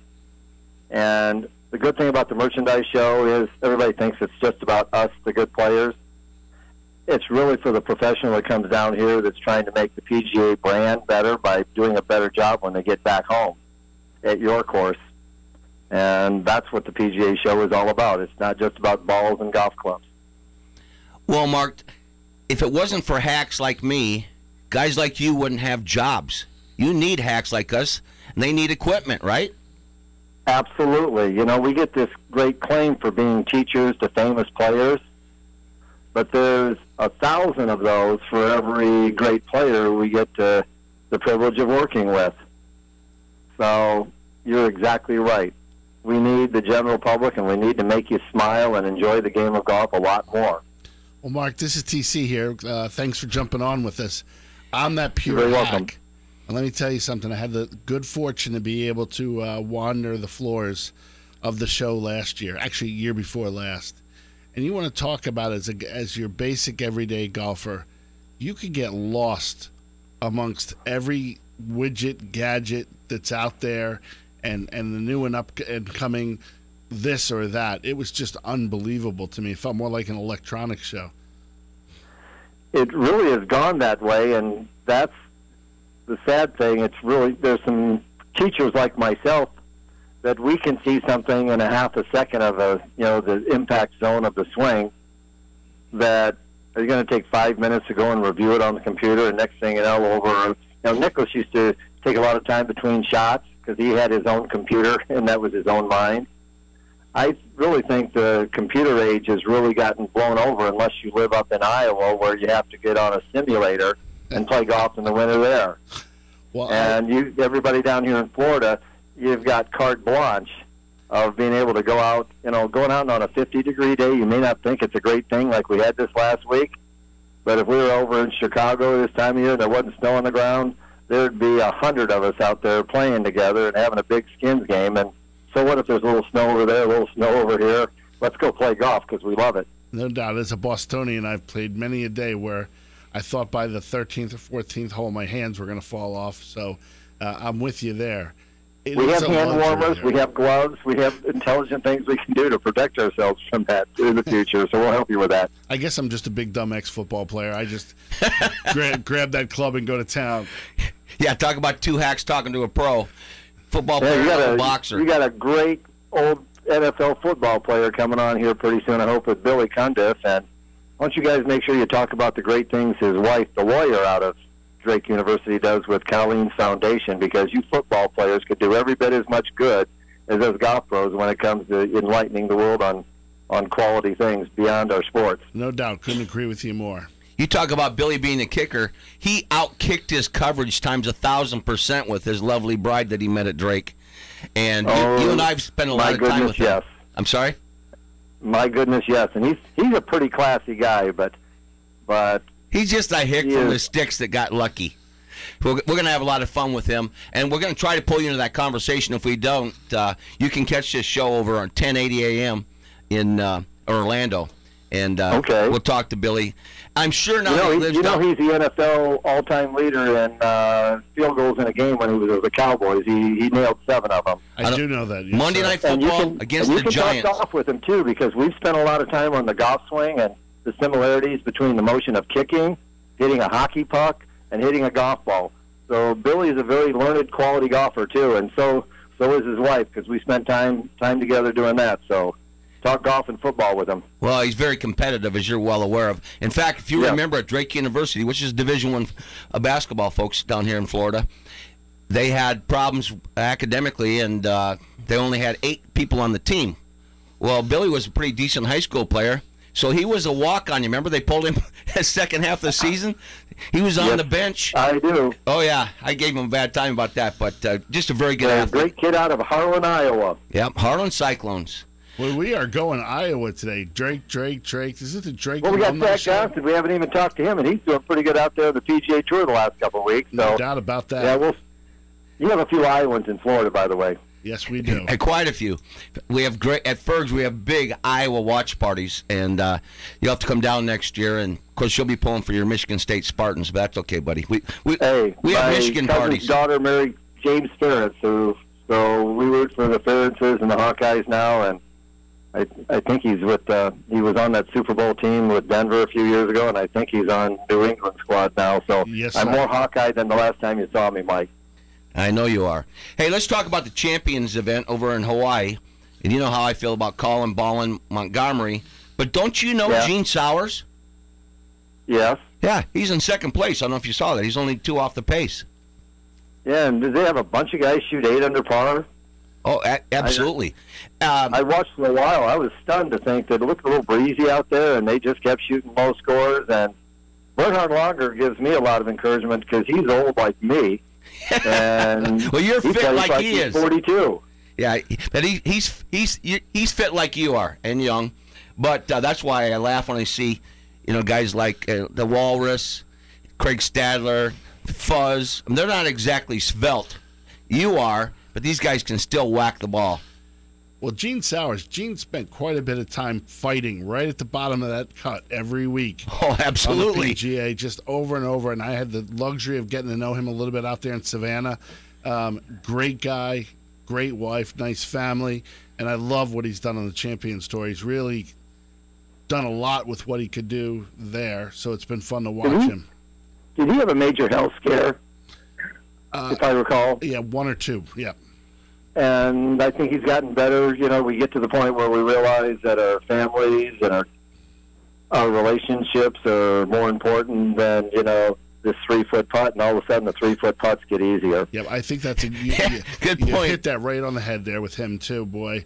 I think that you know, the life on the tour kind of was turned up a bit, and then he turned way back down, and now he's really back centered and doing great stuff. Family there in Savannah became top priority, and his golf game on the Champions has just been unbelievable.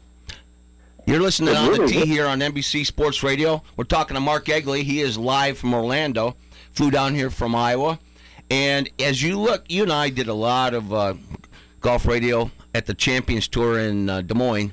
And as you look at some of these golfers, their careers they might have had an average career. Jay Haas is a great example. Average career on the PGA, and all of a sudden they start dominating on the Champions Tour. And as you and TC alluded to, I mean, it's a little more laid back. Of course, the purses aren't as much. They sign autographs. Fuzzy's always, you know, got a cig in his mouth and, you know, walking down the fairways and laughing. And it's a lot more enjoyable to watch from my perspective. Yeah, and the one thing you'll do that after the round, you see them in the clubhouse hanging out, having, you know, we always had whenever I played a tour event, they always had a specialized area for the players to have meals and do that. And now that the Champions Tour, they have similar situations, but you see people sitting not so much in there. Maybe they have a meal there, but maybe they'll switch over and be with their Pro-Am partners, or they hang out in the clubhouse, and instead of that time, maybe they were on the practice tee grinding things out and worried about the next day or the cut. They're in there socializing and dealing with friendships that develop over all these years. And I promise you, these guys have been going to a lot of these towns for a long time, and we genuinely developed some of the greatest relationships and friendships because of playing a tour event, especially if you played there many, many times like most of these guys have. We'll take a look at Mark Calcavecchia. Now, he's from Laurel, Nebraska. Calc has the hottest wife on the planet. She's his caddy. And he's got to weigh about, 280? I think he's probably over 200, but he's a happy man. He's a happy man. Very, very happy man. Look at Fuzz. Look at Craig Stadler, the Walrus. I mean, I love that guy. And he's just an old hippie that went to USC, had a great career, and enjoys life. Very, very much so. And the time I was able to spend with a lot of the guys in Des Moines, some of it was in the fitness trailer. I think we did a special on that. The Walrus wasn't there, the people you Mark. see coming in and out of the room is just sensational, that all of a sudden health is a major concern. And that's one of the things we do as PGA professionals, try to give people outlets to have healthier lifestyles. And it's nice to see some of the guys that maybe socialized a little bit too much 30 years ago. Now all of a sudden they've kind of swayed back to a family life or a friendship life that doesn't involve going overboard. How's that for saying it politely? That was saying it politely. Speaking of overboard, Freddie Couples, you can't feel sorry for that cat. Remember when he came to Glen Oaks and played in the Champions event for the first time? I was walking down the fairway, and here's this hot blonde. I mean, gorgeous. I thought she was a groupie, and I said to his caddy, "Who's that?" "Oh, that's Freddie's girlfriend." Now, Freddie had just turned 51. She had been 26, TC, and smoking. I don't know when this show turned into the Hot Blonde show, but okay. You should see these gals following these guys. Yeah. Blows you away. They still have groupies 50 and above. Hey, I'm at that 50 mark. For being a single golf pro, I still have hope there, Mike. Well, you're in Florida. We'll figure this out for you. Well, what I want to go back to is one point that you made, and I think that you look at the young bucks on the tour now. these guys look as much like tight ends as they do, golfers. They are hitting the weights. They are training, hard, and it shows in their physical presence on the tee, and how far they're hitting the ball. But they're true athletes these days. They're in there getting it, if I'm not mistaken. Well, I'm glad you bring up the physical fitness part of this thing. The one thing that, as the year goes by, we'll get more into golf instruction as we do these shows, but there's so much people do to ruin their backs, and we're not going to see longevity in these great young players for some of the things they're being taught that they could play every bit as well without the torque on their lower back, that pain golfers get in their lower right side, or the wrist pain and the elbow pains from the impacts. Yep. And they think they're getting an advantage here, and they don't know that, the way they're swinging the club and putting pressure on with their hands and releasing the club head, that's what's giving them the great distance. Obviously, when their arms are stronger and their core is stronger, that supports a good golf swing, but the torquing of the hips and those things, some of these guys are going to have so much money, making $30, $40 million a year, that they're not going to play golf when they're 35. And you see some of those young guys in their 20s, they will lose their enthusiasm because they don't have the love of the game.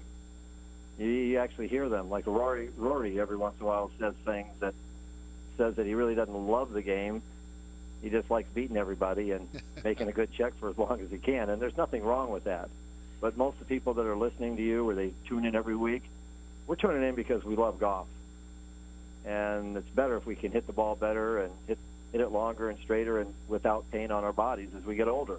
I'm interested to see how long it's going to take for what Tom Brady is doing up in New England with his training regimen to come into golf.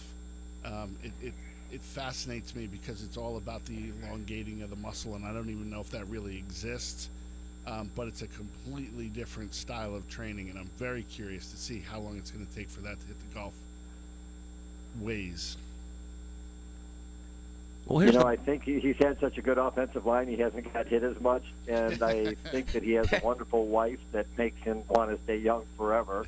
And back to the girl thing, but it's the kind of thing that, can you name a quarterback that's been better protected his entire career than Tom Brady? Probably not. You had a guy with the clipboard making $1.2 million, and he gets traded 7 times, like Sage Rosenfeld's our buddy, or a Chuck Long. Hey, before we let you go, you're talking about the injuries and the back.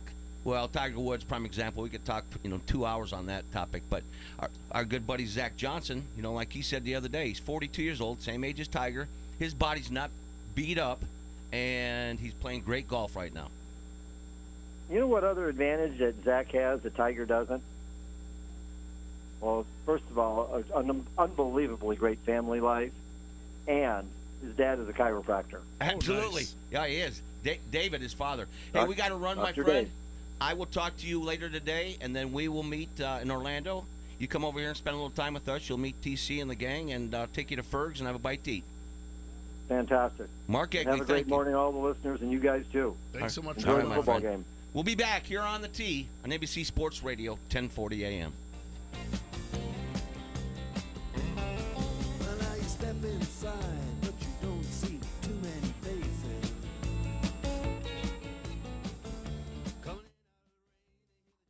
Time I was gonna just cream you.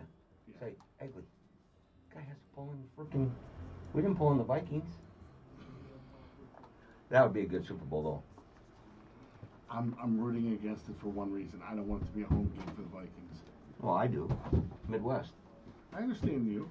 But they might as well just give the trophy to the Patriots right now. I don't know. The whole bowl. Well, let's see how hurt he is. I gotta get Billy's number. Remember, it's 6:30. There. This kid must love me. 3-0-4-7-56-41.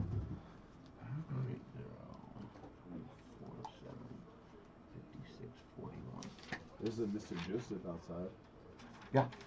Do you want to come in or watch, or what do you want? He can sit. Hand that to him. That's most important. He's going to be a title sponsor, so bring him in. Sit out here. I can get him in. I'm good. Let's bring him in. Yeah. We won't talk business. Hey, I'm Tom Clifton. How are you? Pleasure to meet you. I'm Mike Rickard. Hey, Mike, how are you? Nice to meet you. Nice to meet you first time. Good to see you guys. Sit down, brother. Go on in. Join us. Awesome. Here's a restaurant over here? No. Oh, it's right Outside, there's a farm out there. Bales of hay. Welcome. Welcome. I can't drink that swirl you guys got out there. It's not It's good. fucking terrible. I hate when Leaf Coffee's not here. Which one of you were talking about being coffee snob now? Was it you? That was me. Coffee snob? What the hell? When you're drinking it. Well, the I'm good too coffee. hyper. Or you see my leg go. Well, me too, mile a all the minute. time. I do it with or without coffee. So. Yeah. So, me and coffee? Don't mix it well. Oh, no. Well, I had coffee this morning because I didn't get much sleep last night. My buddy died last night. Oh, 48 years old. Shit, Heart attack. 48? Heart attack. Multi-millionaire, great guy. 46 years here. That makes me scared. I didn't sleep with him. Sorry, man.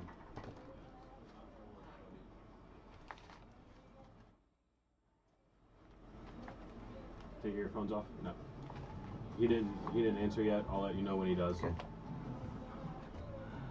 Welcome back to On the Tee here on 20th of January 2018 on East-West Shrine Game Day.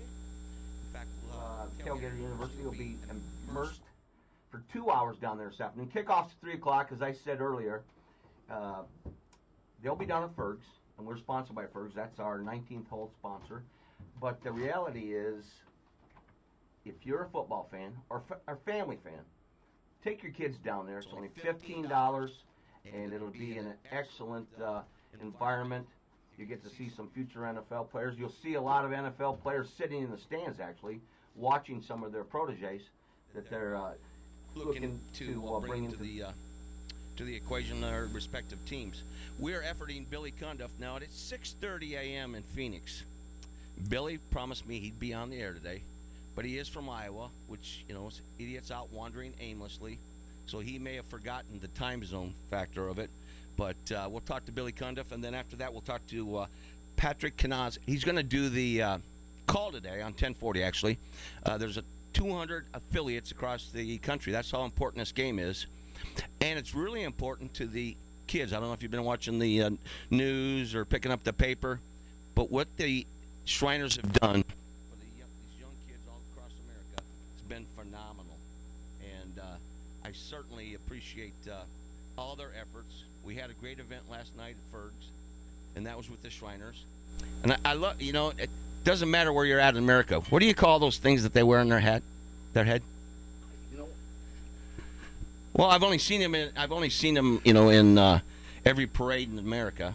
I was trying to get into that with them last night, and it was so darn cold that we just kept changing the subject to how cold it was.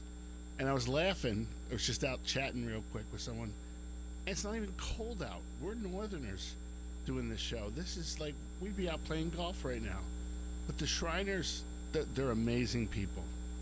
On top of that, let me just say this. Over the last, month or so here, I've really gotten a chance to know Mark Ferguson.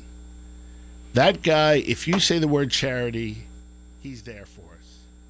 In the last week, he's helped me with the Shriners and American Cancer Society. And there's never any question from him. He's a solid community guy, and I love that about him. 25 years in that corner. And as I said, across from the Trop. Also in Orlando, right there on Church Street, not too far from the arena. And that's the old depot. And that's a great facility. If you happen to be in Orlando, I'll be over this week going to the PJ Merchandise Show with my buddy Mark Egley. But that's a great location as well. And it's only been open a couple of years. But Mark knows what he's doing. And it's quite obvious when you walk into the environment. Yep. If you haven't been to that Orlando location, it is straight up cool. It's the old train station. So they have it segmented out the same way that the train station had. And in what I believe is what life really is about now, there's this small room where they used to keep the African Americans separate from the white folks that were getting onto the trains. That's the bathroom now. That's right, exactly. And the Just small, so you know. that small room that was segregated in a negative way is now the VIP room. that's how Mark Ferguson's head works, and I just respect the heck out of that. We're efforting Billy Cundiff, and we're going to have a conversation with him. I'm texting him right now because he's probably seeing this number he doesn't realize, and he's not popular anymore.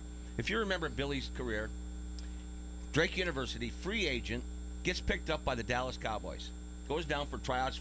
We pat him on the back. We know you'll be home in a couple days. Next thing we know, we get a phone call because all my interns at the Iowa Sports Connection were Drake guys, his best buddies. Billy shows up about 4 days later, said, I got a pack. He said, I made the team. Parcells was the coach. Parcells never, ever called a kicker by their name because he knew they could be gone. He called him kicker. Well, Monday Night Football, I'll never forget it. I was with my boys and my sons, and he kicked 7 field goals that night. Next thing you know, in the interview, talking about the game, called him Billy. Now my kicker, Billy Cundiff. And we were just like, you actually got called by your name by Bill Parcells. How cool is that? Bill probably went home and pondered that for like 3 hours. Like, what the hell did I... Now I got to say that to everybody. So then the rest of his career, it cost me a lot of money because my boys love Billy. Well, Cleveland Browns had a stint there. In fact, he was the leading scorer for the Browns one year. That's how pathetic as they still are, their offense. Then he came down here for a cup of coffee. I know that's a baseball term, but the Bucks let him go. Still applies. Well, he gets picked up by Baltimore. The Bucks dump him. They're great at this. They dump him. He goes to the Ravens. He's in the Pro Bowl. Pathetic decision-making. But he was with the Kansas City Chiefs, the Saints, the Bears. And every time he'd get on a team, might be for a month or a year or two, I'd have to buy new gear for my boys. Yeah, Billy Cundiff gear. Like, dude, you're killing me.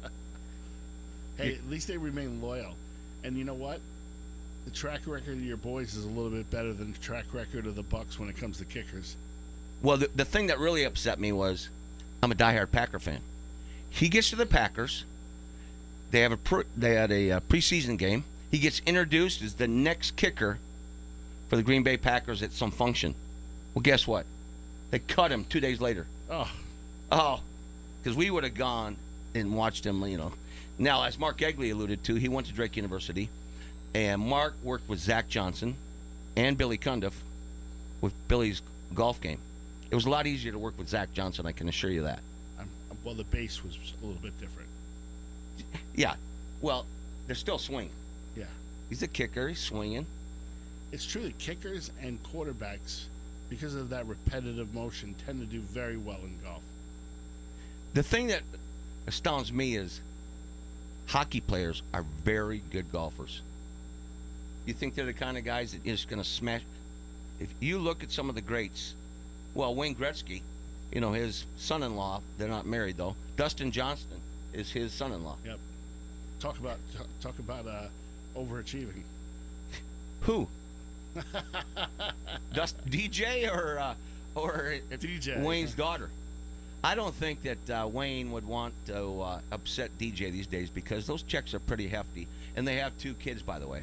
I'm still curious as to why they've never gotten married, but that's none of my business. Sometimes there's a lot of money on both sides of the apple tree, and they don't want to turn that upside down. Wouldn't that be a tough deal to deal with? Oh, I know. Hey, if you just tuned in, you're listening on the T here on NBC Sports Radio. TC alongside Mike Rickard. I'm going to go over the leaderboards in case you haven't looked up yet.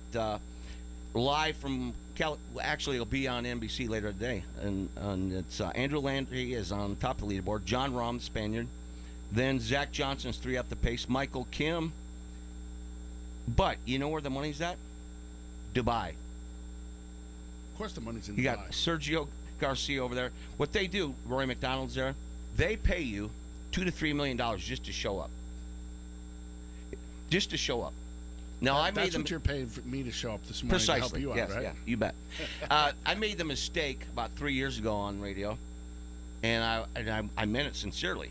If you watched on the Golf Channel this Dubai Classic, there's nobody out there. You have to be a billionaire to stay even in the area on the resort. So if you think you're going to see these galleries, Tiger went over a few times, and you think, oh, there's going to be the army following him. No. Well, first of all, it's hotter than hell. It's about $1.06, but they can't afford. So I said, these poor Arabs, they cannot afford to go to these tournaments. You're not expanding the game of golf. You're just taking care of a bunch of billionaires, and that's what used to infuriate me. But regardless, you can watch that on the Golf Channel. How many total players are playing out there, roughly? In Dubai? Yeah. Oh, it's a limited field. Yeah, that's what I thought. It's 26 guys. Yep. But the Champions Tour is in Hawaii. So this is one golf, and it's good timing because the football season is winding down, as we talked about. But, these pay-for-play events are huge for these guys. Their agents are blowing up the phones of any of these tournaments. No doubt. But I'd rather be with the Champions Tour in Hawaii than in Dubai at 106 playing. Well, like as I said, you turned 50, what, a month ago? December. That was last month. Yeah. A month ago. I think so. Should we take an early break there, Tyler, and try to get a hold of Billy Cundiff? We'll take a break. We'll be back here on the tee. We'll talk to Billy Cundiff and Patrick Canas. He's going to do the call tonight, or this afternoon at 3 o'clock for the East-West Shrine game right here on 1040 a.m. We'll be back here on the tee. The Rock Riley Show. And he comes over. Very cool. Goofball. Very cool. Thanks. How's your morning? Awesome. What was your name one more time? I'm Tom. Joseph, pleasure. Joseph, pleasure to meet you. Hang out. This is really cool. Ooh, check that shirt out. Oh, this is a new company. It's called Breed in Detroit. It's like they donate to charity. Really cool. But that's a really, I bought it because I like the logo. That's a badass shirt. It's called Breathe in Detroit. They're on Facebook. Really cool. Breathe in Detroit. Breathe what are in they Detroit. doing? Basically, they donate to a couple different charities. Kids, almost like yoga for kids, and they donate yoga to kids, and they do some other things in the community of Detroit. And they're kind of new. They're only a year and a half old. They're doing very well. So I dig it. That's a good shirt. That's a good shirt. So what do you do? You awake? I run a nonprofit called One Piece Each. It's all about the environment. Basically, we do cleanups all over the planet, and people. Okay, my ward op's going to call you right now. So if you see a number you don't recognize, just answer. We're moving into a couple of different directions. We educate kids through Keep Pinellas Beautiful and Keep Tampa Bay Beautiful. They go into the school. They talk to the kids about water runoff, recycling. Then we work with business. Yeah, you're breaking up on me right now. From single-use plastics to compostable, biodegradable products. We work with local businesses, Envision in downtown St. Pete Coffee House and Foundation in Guy's number? Tampa. We're doing movie nights where people come in, we watch an environmental movie, get a bunch of people together, raise awareness. You want me to call him? Yeah, I just talked to him. Last but not least, the latest thing Yep. we've been doing Please. is we have this program called A Cup of Coffee for a bucket of trash picked up, which is kind of cool. And so basically what people do is if they come into the coffee shop and they grab a bucket and they go clean it up on the beach or where they're at, they get a free cup of coffee. Now, is this your coffee shop? No, that's my friend's, but it's my company, One Piece East, that's doing the promotion. So we can work with anybody. Get anybody involved. I'm partners with a coffee company called Leaf. Okay. Have you heard of these guys? Leaf? Yeah. It sounds like a coffee company. For They're sure. less than 6 months old, and they are blowing up. Cool. Based out of where? Out of here. Cool. It's a 5th generation roasting family. Oh, man. And it's the best coffee I've ever had. But what they're doing, and this is why the shirt pops, is they're doing private labeling. So let's say you wanted your charity to be on their bags, and then a portion of the proceeds go to. Welcome back to On the Tee on this 20th of January, 2018. Mike Rickard alongside TC. Got Joseph in the studio with me. We'll talk a little business later on. We've been efforting Billy Cundiff. We're brought to you by Ferg Sports Bar and Grill. That's our 19th hole. Well, I guess it's our every stop. Not just the 19th hole, but for On the Tee guys, it's the 19th hole. Yeah, we roll around a bit on. Well, you're on tailgates. your 109th hole there. Yeah. You kidding me? You've been there probably 100 times. Yeah, nobody's home away from home these days. We're doing a lot of exciting stuff over there at Ferg's. Ferg's has been a great partner to both On the Tee and Tailgater University. We've got some really, really cool announcements coming down the road with opening day, with the Pro Bowl, some country music concerts that we're partnering with Ferg's on. It's going to get Time off the out. hook. You're bringing up opening day because you're a Red Sox fan too, aren't you? Well, yeah. Oh, my God. Yeah, they have a 4-game series to open up against Boston the last week of March. I'm a Yankees fan. So you're not going to be on the tee with me, dude. I will be just out in the parking lot. Yeah, my condolences. Your condolences. Yeah, but it'll be absolutely packed, and it's a perfect time to have, Tailgater University on the tee, everybody down there doing shows, but the Boston Nation will be in town. Listen, Mark and I were talking. We're closing down the street for the game. So before the game, it's going to be I got to wear body armor. Yeah, you probably should, or maybe I'm going to just wear stay my home. Yankee gear with a Rays hat. So you'll just continue to be confused. Is what just you're saying. really piss everybody off. No, I am all in on the Rays. I want them to be successful since I moved down here. However, I'm not going to give up my allegiance.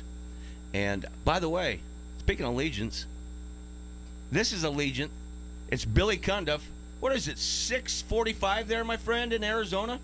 No, we're on Mountain Time. Remember, Arizonans are fairly stubborn. We never set our clock back or forward. So, Hey, 7:45. Hey, we just got done talking to Mark Egley. He said to tell you hello. And I said, speaking of kickers, you absolutely outkicked your coverage with your beautiful wife. And now you're a family man. You're not getting traded every other day. You're not on the waiver wire. How's that feel? It feels different. Let's just put it that way. It's, the possibilities are not endless when it comes to football like they used to be. At any one time, you could be thinking I could be headed off to maybe a playoff team this time of year if I wasn't signed. But no, things have been good. To be honest with you, the transition has been amazing. Right now, I actually walk into my son's baseball tryout. We're starting that up, and then from there, we'll go straight to his basketball game, and I'll coach. Things I would have never been able to do when I was playing. It's too bad that he doesn't have any athleticism in his genes. Thank God he's got his mother's genes. Hey, I was telling the listeners here a little bit about your background. Harlan, Iowa, just a small little burg. In my high school in Harlan, we used to have a lot of epic battles. Then you go to Drake University, and you hang out with a bunch of my employees, and we gave you less than zero chance of making the Cowboys. We just thought it was cool you went down there. You'd kicked a couple 63-yarders. But today we have the East-West Shrine game right down here at Tropicana. And think about some of the names. And you didn't play in that game, but you're one of those success stories. Nobody knew who the heck you were. Drake University, the Bulldogs, non-scholarship football, playing the Pioneer League. And here's Billy Cundiff, still has a record in the NFL. And Parcells actually called you by your name. Well, I think you kind of summed it up pretty well. I know that when I started, I was pretty much just happy to be there. And I think I was naive enough to think that if given a chance, I could make it. But it was always I could, not I would. It's kind of, I think just the mindset changed over time as I started to get in and realized that it is a big show and the lights are pretty bright. But I liked being there, and I thought after playing against a few guys that I know I could compete and stay. I'll tell you, as a non-scholarship football player back in my day at Penn, I love where you came from, but I've always thought the pressure on a kicker is second to none. I could never have done it. I was just a big dumb fullback. And that's kind of one of the things that I enjoy the most, to be honest with you, stuff I miss right now. So that 15 seconds from setting up to kicking are pretty intense. We're talking to Billy Cundiff. Yeah, they are, guys. I was going to say, that stuff that guys kind of complain about, like the fact that sometimes it's pretty black and white. Either you're the guy or you're the one they're going to blame. But I'll tell you, there's nothing better when you're standing on the sideline waiting for that game winner. There's nothing like that. I remember when you went to the Ravens, and I interviewed you, and I asked you the first time you missed a kick, and you came to the sidelines, and Ray Lewis staring at you, and I thought he's going to just ream you, and you said Ray Lewis is the best teammate ever. Best teammate ever. And those guys, the culture that they had, they got to prove that you belong. But once they let you in the circle, well, I thought that was my best experience playing football. Between you had Suggs, you had Ray Lewis, Ed Reed, Haloti Ngata. These guys, not only like world-class athletes, but they were just great teammates. I've always been a big Ed Reed guy. Just loved the way he played the game. You're a Patriots fan. Don't even talk about this conversation. Easy, okay, so what I said earlier, you cost me a lot of money back in the day because both my sons, Michael and Benny, loved you dearly. And every time go to a team. I think you're going to make the cut. And they needed you. And a lot of teams did it. It was financial issues because you had already been in the league so long. I'd have to buy gear for those guys. And then about 2 weeks later, you call me and say, nah, I'm not going to be with the Falcons. All right, get rid of that gear. I'm not going to be at the Bucs. Get rid of that gear. I gave a lot of great gear of teams that you had a cup of coffee with to the Goodwill, buddy. Well, that's good, and I know that Roger Goodell thanks you. He's flying his private jet. He's like, Rickard's really helped boost sales last few years, so I know he's sad to know that I'm leaving and that I'm gone out of the league. All right. Yeah, because Goodell needs $1 or $2. Yeah, exactly. Hey, let's talk about where you're at right now, because next week I may get you a media not that you need it, but one of the best events in golf is right down there in your backyard. And have you ever been to that event in number 16? The People's Open, yes, it is. Boy, if you guys have you guys come out to this event? I mean, it is. I did years ago when it was still the U.S. West event, but you didn't have the stadium hole like that, with 100,000 people going crazy. You're used to that noise when you're getting ready to kick, but golfers aren't ready for that when they're on a par 3. But they love the environment, and I'd absolutely love you to do a little remote live from there, and I'll get you, the VIPs, the very important person, Billy Cundiff special. So you do that, and especially when we talked about possibly taking family out on Sunday. I always go out on Saturday. We'll go out 16, but they're making it bigger and bigger every year. I know we got some friends who are Thunderbirds who help run that tournament, and not only do they have Bay Club at 17 now they've got the Cove at 17, so they're trying to enclose 17 as well as 16. And they're slowly working their way, so it'll essentially have a stadium feel from 16, 17, and 18. I mean, it's just unreal. It's the biggest sporting event, essentially in our country when it comes to attendance. So it's unreal. Was it several years ago they had the Super Bowl that same weekend? Oh yeah, yeah. This place, it was off the Arizona charts for big events, and it's crazy that obviously the Phoenix Open stays here every year, but I mean it's just unreal to think about all the amount of people that come in for that. I mean, we're talking 100,000 people are coming over the weekend. All right, so I had that little company called Iowa Sports Connection, from the Pee-wees to the preps to the pros, and you're one of those stories. Tell me about your little Pee-wee. How old is he now? He's a baseball and basketball today? Oh yeah. Well, this is a weird overlap for us. Like everybody else is freezing their butt off around the country, but we're actually in the heart of basketball season. Transitioning out of basketball slowly into, and then baseball has tryouts, but that doesn't really start until after spring break.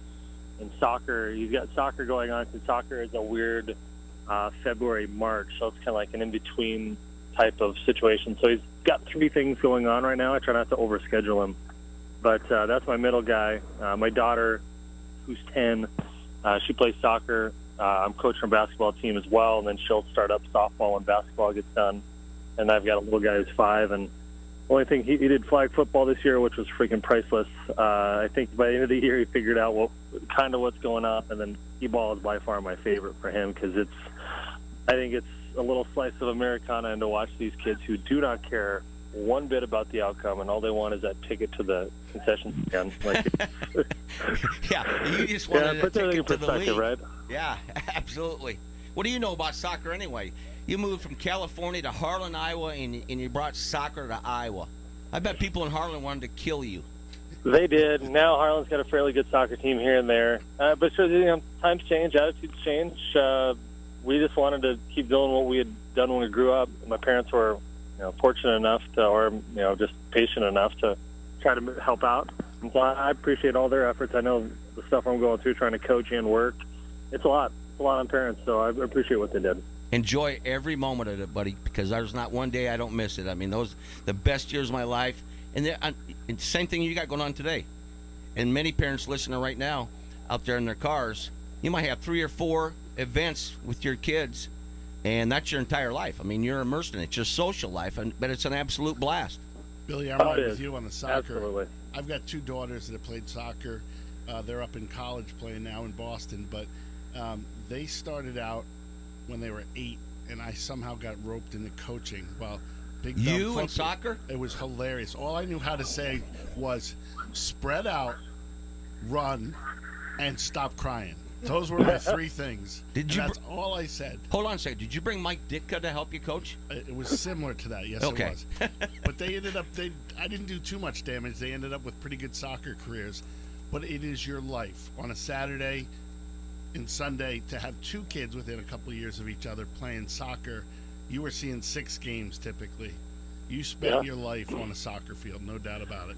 Hey, but I will defend my daughter in the sense that when I coach her basketball team, and I filmed my son's little basketball team, so look, Chloe's team, they work way harder than you boys do.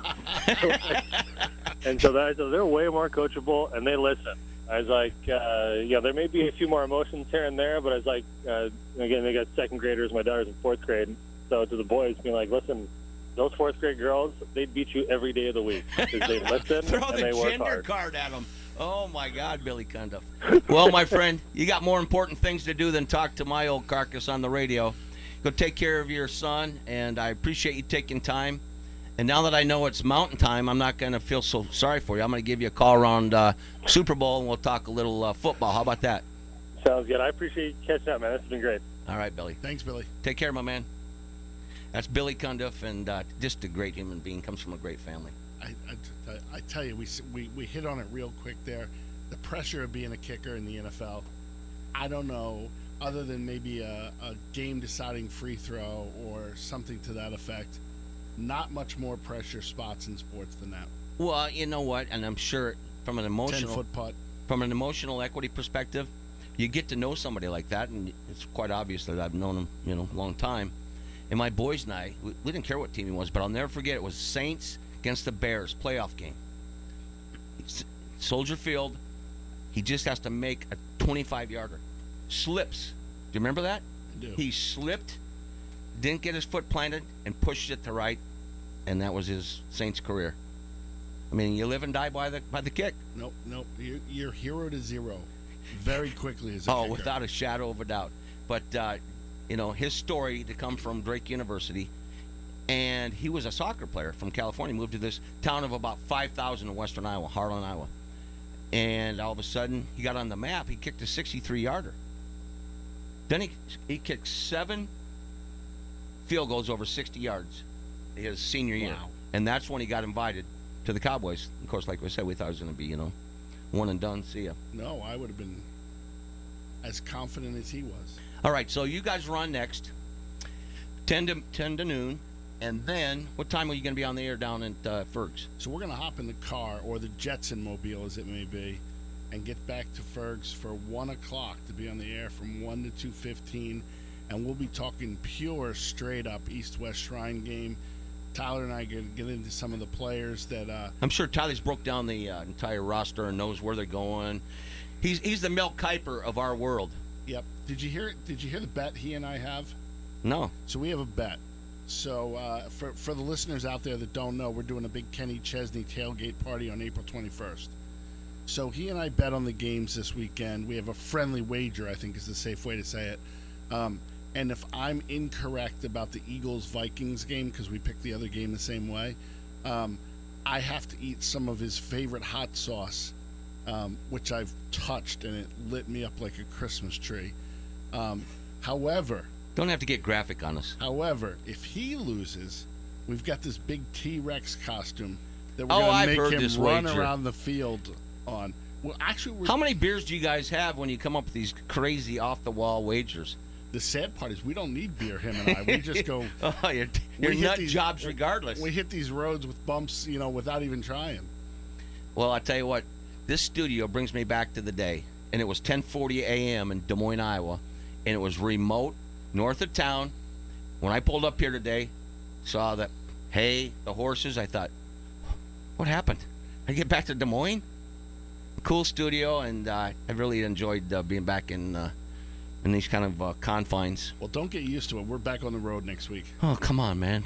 It's been cold the last 2 weeks. Out there with the fans, out there having a good time. No, I enjoy, like today, you guys will be down there at Ferg's, and you'll have people coming in and out and talking football. As we said, we're running out of football. Big weekend, of course, as we discussed. And then 2 more weeks, then the Super Bowl, then we're done. Anybody who does not know, we will be broadcasting live down there. We will also be on, as we are every week, on Facebook Live. So if you have some peculiar need to see what a radio face looks like, you can watch it on Facebook Live and get a good laugh out of it. You get to see kind of some of the inner workings of the station. Jason over in the corner taking a nap or whatever it is he's doing right now. Drinking his high-priced stuff. coffee. Hey, I want to apologize on the air. Patrick Canals, he's going to do the call for the East-West Shrine game. And because of Billy's time schedule, we couldn't get to him. But we'll talk to him today. Maybe we can pull him in on Absolutely. Tailgaters. All right. Once again, thanks for listening to On the Tee here on NBC Sports Radio. Have a great weekend. We'll see you down at Ferg's. 3 o'clock is kickoff at the Tropicana Field.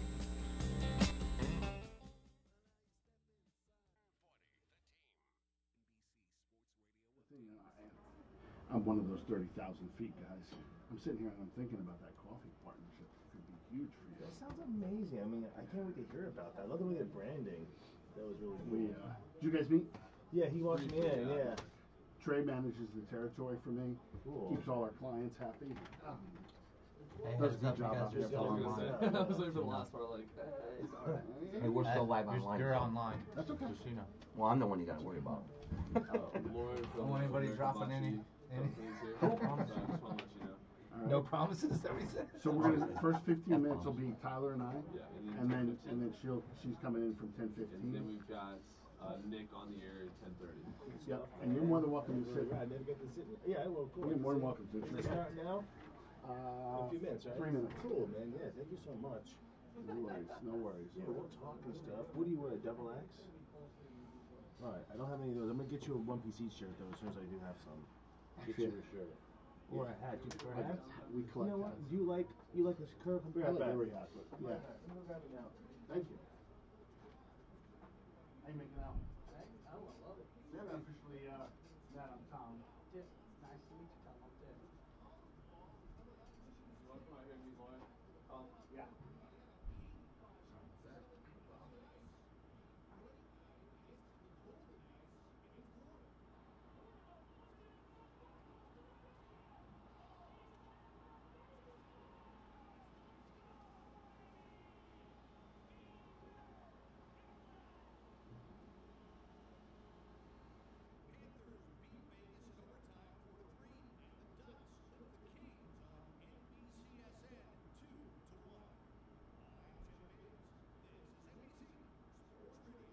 Tom, we're starting.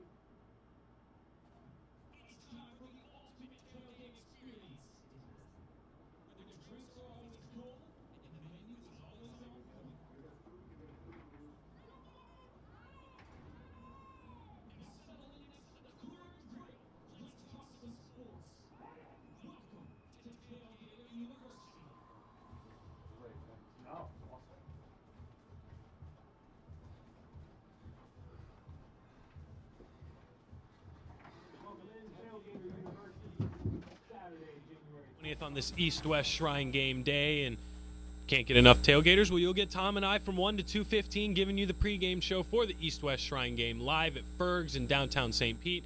Come on by, have a drink, say hi, get some food, and get ready for what's about to be one of the best college all-star games out there. And TC, before we start breaking down the AFC game, NFC game, and start really hammering into heavy sports before we get some guests on here, let's talk a bit about the Shrine game. And just, this is one of the most underrated college all-star games that there is. Most attention goes to the Senior Bowl. There's no question about that.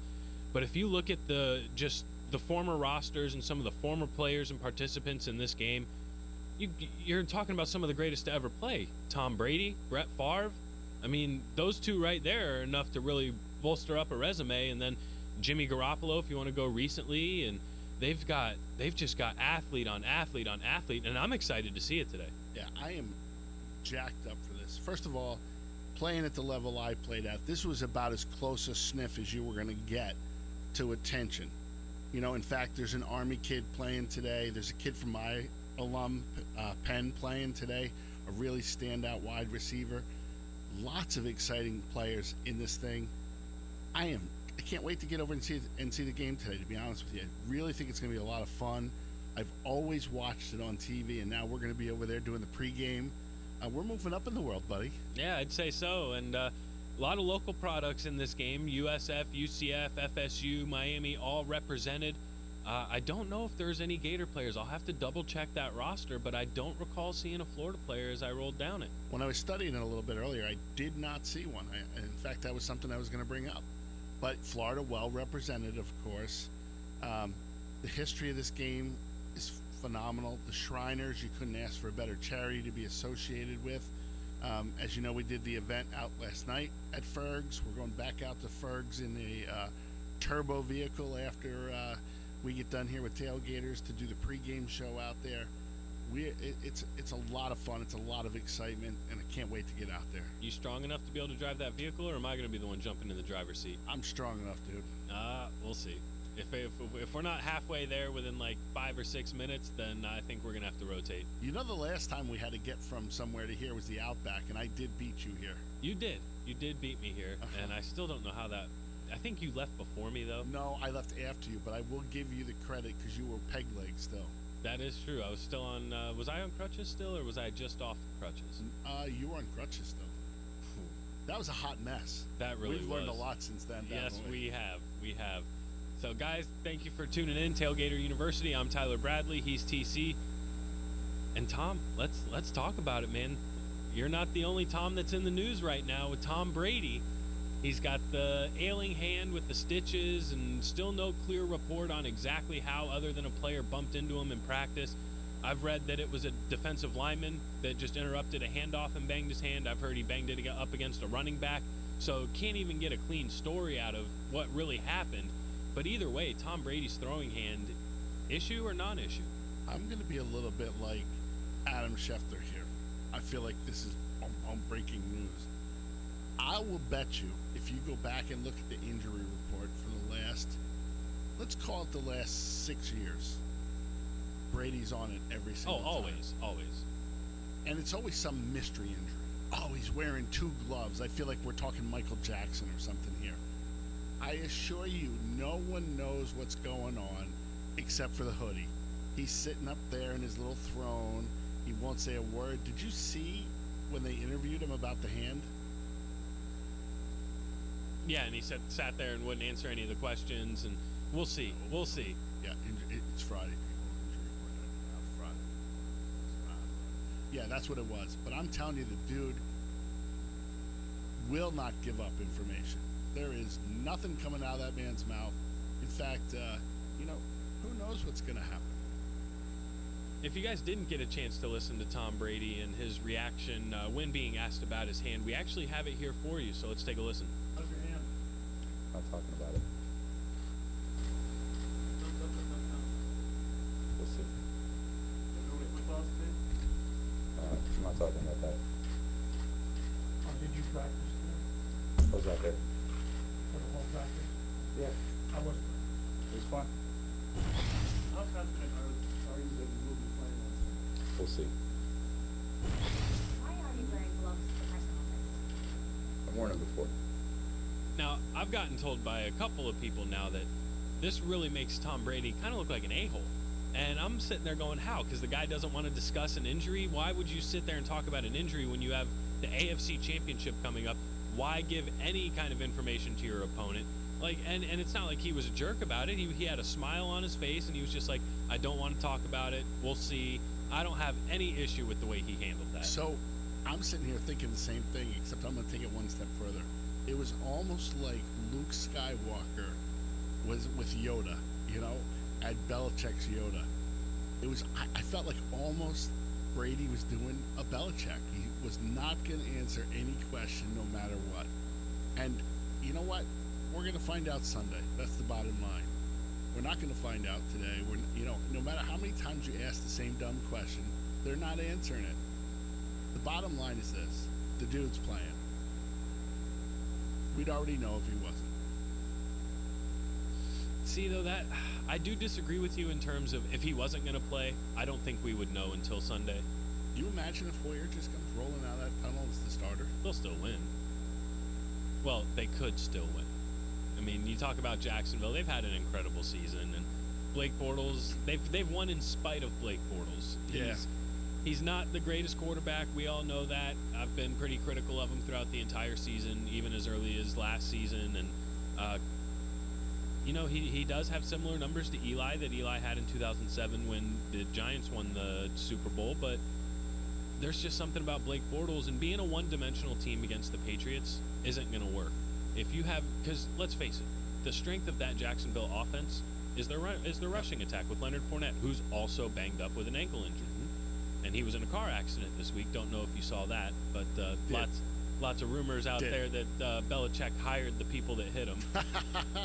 Patriots up to their no good ways again. But would that make that crash gate? Oh gosh, how many gates have they had now? Well, the gates to all the Super Bowl enough to surround the mansion. Yeah, exactly. I mean, exactly. Hey, before we get too far into the show today, again, I want to remind everybody we're on Facebook Live. You can see our ugly mugs if you so need to. Well, Tom's ugly mug. Tyler's behind there. That's a nice hat you got. Where'd you get that, buddy? I got that from Green Bench. Yeah, they are good friends and good partners, aren't they? They are. Yep, no doubt about it. And, any comments, any thoughts you might have, don't hesitate to type them up there. My man Jason's on the controls. Don't hesitate to call in today when we don't have guests in. Tyler, what's that number? 877-355-1040. He just says it better than me. He's like an old pro at that. 877-355-1040. You guys want to jump in on the program, don't hesitate. We do have quite a few guests. The last half hour, we're going to go real sports heavy, so we are going to have quite a bit of guests here in the beginning of the show. We'll get Rock Riley on here, and you want to break down the rest of the lineup that we got, TC? Oh, we got some fun stuff going on today. Our next guest up, though, is from one of the, I don't want to call it up and coming because it's been around forever and it's a great game. But bocce ball has made this rebound into the world of tailgating, and we have our friends from Intermezzo Coffee over in St. Pete who are running a bocce ball league on Tuesday nights, I believe. But we'll get more details on it. Well, we went over there and we played some bocce ball. Tyler and I had a blast. It's a good game. And I'm psyched to get you out there because, with your quarterback background, accuracy, hand-eye, I think you might be pretty good at this game. But the time goes by. You start playing and you don't realize just how much fun it is. So we'll have them on. We're going to get tailgating deep a bit today. We're going to make some big announcements next week as it relates to our effort to have the largest tailgate in history with Guinness Book of World Records. So there's lots of great stuff coming on the tailgating side. Despite the chill in the air these last few days, we're going to go heavy tailgating, then we'll get back to sports real heavy. It's going to be a fun show. Don't miss any of it. Nope, and TC, if it's really that chilly, I got some hot sauce that'll warm you right up, buddy. Nice guy. Yep, if you've missed it or no, I guess not. We'll save that for a little bit later. But I'll tell you what, TC, people were, last week was going to be the best weekend of the football season. You got the 2 games in each conference. No. That was me. I know. I think this is going to be a better week, though. It does stink that you don't get your NFL on Saturday and Sunday. It's only coming in on Sunday, but you know what? We got the East-West Shrine game to take care of our Saturday football needs. And us. And don't go anywhere because right here on Sports Talk Florida, NBC Sports Radio, AM 1040, the Shrine game will be broadcast on our station, and TC and I will bring you the pregame show live from Ferg's from 1 to 2:15. If you get a chance, I know we gave away plenty of tickets out in the Rock Riley show this week and on our station, on the website, everywhere. Out at Ferg's. So come on out there before the game, grab a bite to eat, grab a drink, say hi, talk a little sports with us, and enjoy your Saturday. But guys, we're going to take our first break here, and coming up on the other side, TC, you want to introduce what guest we have? Sure. Lauren, again, from Intermezzo and running the league over there for bocce, is going to be our next guest. Awesome. So we'll have Lauren on right on the other side of this break. Don't go anywhere. It's AM 1040 NBC Sports Radio. This is Tailgater University. Right now, before we get right in here, Sure. do the photo. Oh, I would love to do that. I just want to jump in and get a little live action shot. I don't even I just want to sit in that spot with the mic. Oh, absolutely. Some sick view, yeah. Use this one. Oh, no. Yeah. Right here? Yeah, this one's a little bit more. Can I throw the headset on? Just like Go for it. You sure? Yeah, absolutely. This is just such a cool freaking photo op. Get like one this way, then maybe one with the background, whatever. Yeah, I got some. I'll take a couple of different angles. Yeah, you know what you're doing.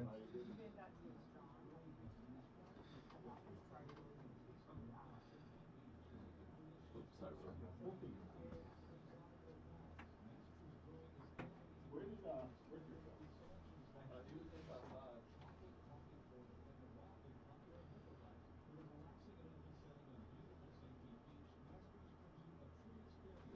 Beast, thanks, dude. Absolutely. I mean, you take a look at them, see if there's any other different angles you want. Dude, no way, man. Those were sick as shit. You kid. Perfect, man. Thanks. Absolutely, bro. So cool to even be on a show like this.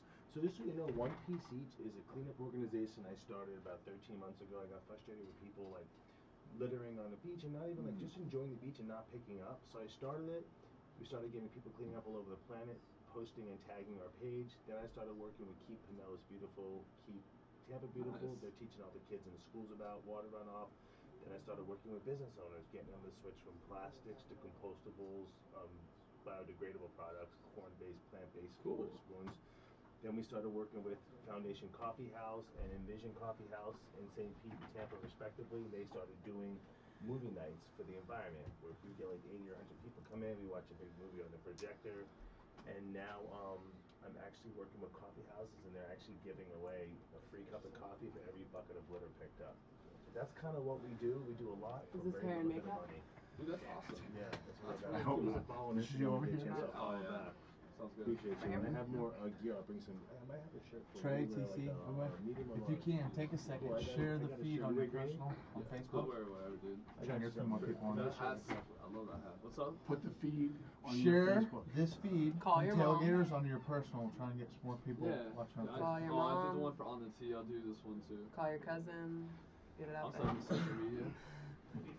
Yes. Move your mic this way, just a little Yeah, I bit. know. That might be me. Right in the middle. I don't want that mic. Yeah, you get these rookies in here, you know. It's not touching me. I know what I'm doing. Can you find Mike Rickard? He just dipped to grab his girlfriend, I think, and clean up. Oh. What do you need? So he's gone? Talk about No. rookies. I want to be about I don't mind this stepping in far for I don't know shit. Even if you turn the talk to Neither does Tom, he. make sure you're still talking into the mic. Like this far? This is my mic. Who would have thought? You can pull it and adjust it however you need. Okay, cool. Like If I this can't far? make it tonight, I'll play Monday. Headphones on. Are we doing headphones? We do headphones? What's that, hon? I put headphones on. Appreciate it. Headphones? Sorry. You're going to want to hold that and keep that mic one fist away from your mouth. Absolutely. Do you have social media? Like that? Well, then you can post this if she's being. Don't be afraid to move it closer. Yeah, listen. Woo. Just don't break it. It's expensive. It's good. John's Don't got break it, this. but don't John, break it. put the send John the bill. Well, then we'll say the building burned down. And Yeah, here's those right.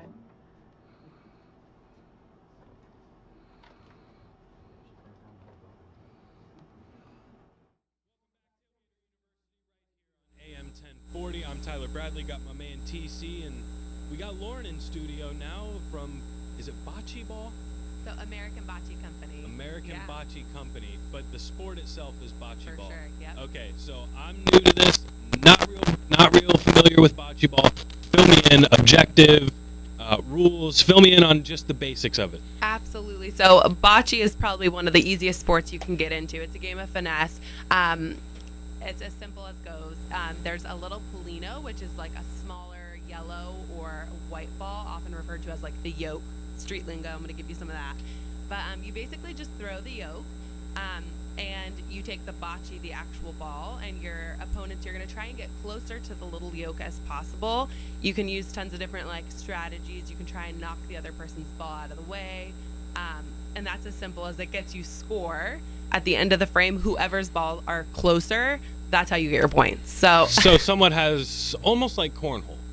yeah, in the sense that it's like a back and forth kind of Right. game. Yeah, but Trying to get closer there's to a an little more object. strategy, I'd like to say, than cornhole. Yeah. Okay, and what would some of those strategies be? So I mean, we like to think of it like I said, a game of finesse. So kind of using some strategies, using the walls, using the sides. Oh, so you got walls that you got to deal with. Yeah, yeah, yeah. So is this indoors that you got a lot like racquetball? So where- here in St. Pete, we're playing outdoors at Intermezzo. We have two, maybe like 40-foot courts, and they're framed by wood. And so you throw the polino, try to strategize in the sense of like using your bocce, your ball, to get as close to the Polino and kind of block out, frame it so that your other players can't come in and get a point. But yeah, it's not a court in the sense of like racquetball. No, it's a small on the ground court, just framed by wood. It's about 12 inches on the sides, basically. And you use the side walls to kind of angle the ball to get around your opponent's ball to get in. Because if your opponent's doing their job correctly, not only are they putting it close to the pill, as we call it where I come from, but they're also putting it in a way that makes it hard for their opponent to get to that pill. Exactly. So are we setting this up outside so I can whoop you now, TC, or are we going to wait? I'm telling you, we can walk a half a block from Ferg's when we go off the air today, and I'll beat you like a running mule. I would love to see you try. I would love to see a you lot try. of smack talk. We encourage that. Trey and I have been over there the last couple of days, and Trey has picked the game up nicely. Oh yeah? Yeah. The first day, it was a little rough, and then the second day, what did we split? We went 1-1, but we drew quite a bit of attention over there, wouldn't you say? You draw attention? No. You know, that's, I tell all the women, so on American Bocce Company, they say one of their claims to fame, you know, they really get, I was laughing so hard when I heard it, mostly women are signed up for the leagues, but that's what keeps the men coming. But it's the only game, and my husband hates hearing this, that I actually have a chance at beating him. He's super athletic, competitive, but I can get out there, and I can really, you know, I can pull my own weight, you know? This might be the only game TC has a chance at beating me, too. Oh, dude. You're swallowing. I'm on it today. I'm on it today, man. I don't often like to go back in time, but over the last few weeks, I just want to make it clear out there that the old guy has been dominant in making the picks.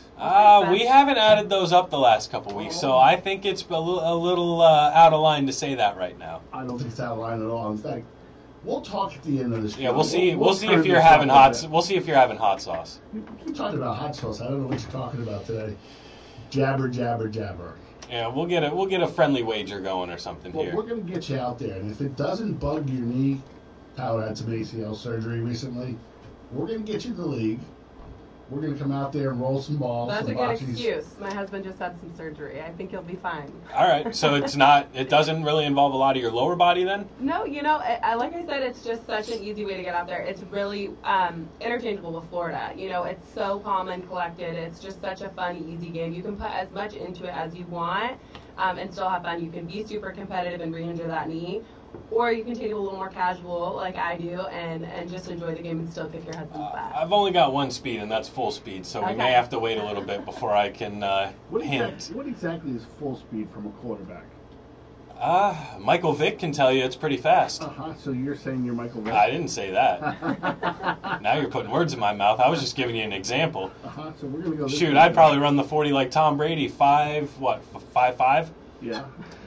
5 minutes after 5, he'll be done today. Run like a forever? Yes, a forever. So now let's get into, first of all, let's tell them where Intermezzo is. Yeah, Intermezzo is right downtown, the heart of St. Pete in the Edge District, right on Central 1111. Right across, like you said, from Berg's, Bodega, right around all these really familiar places. Mm-hmm. You'll notice that it's got these beautiful 25-foot palm trees littering the court. Awesome. Yeah, it's the perfect St. Pete backdrop for bocce. And for those of you who have not been to Intermezzo yet, it's a great coffee shop in the morning, and it's a great little bar at night. Hence the Intermezzo. I didn't put this together so quickly because of the hits to the head, but that means intermission.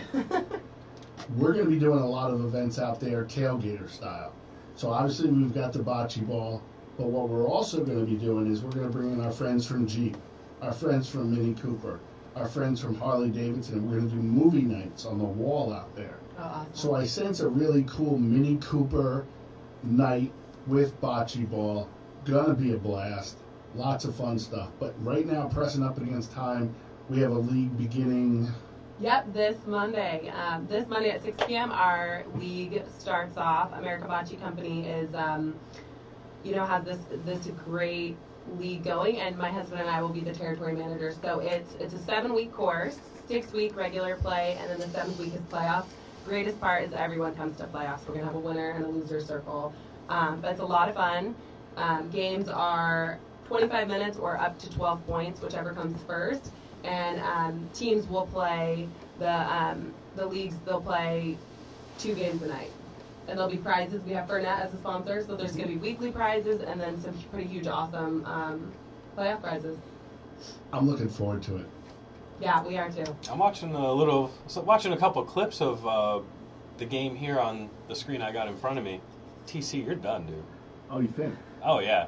Today? I mean, I'm sure Lauren's going to whoop us, but... Oh, yeah. Right after we're off the air. You don't want it's it. on. You don't want it.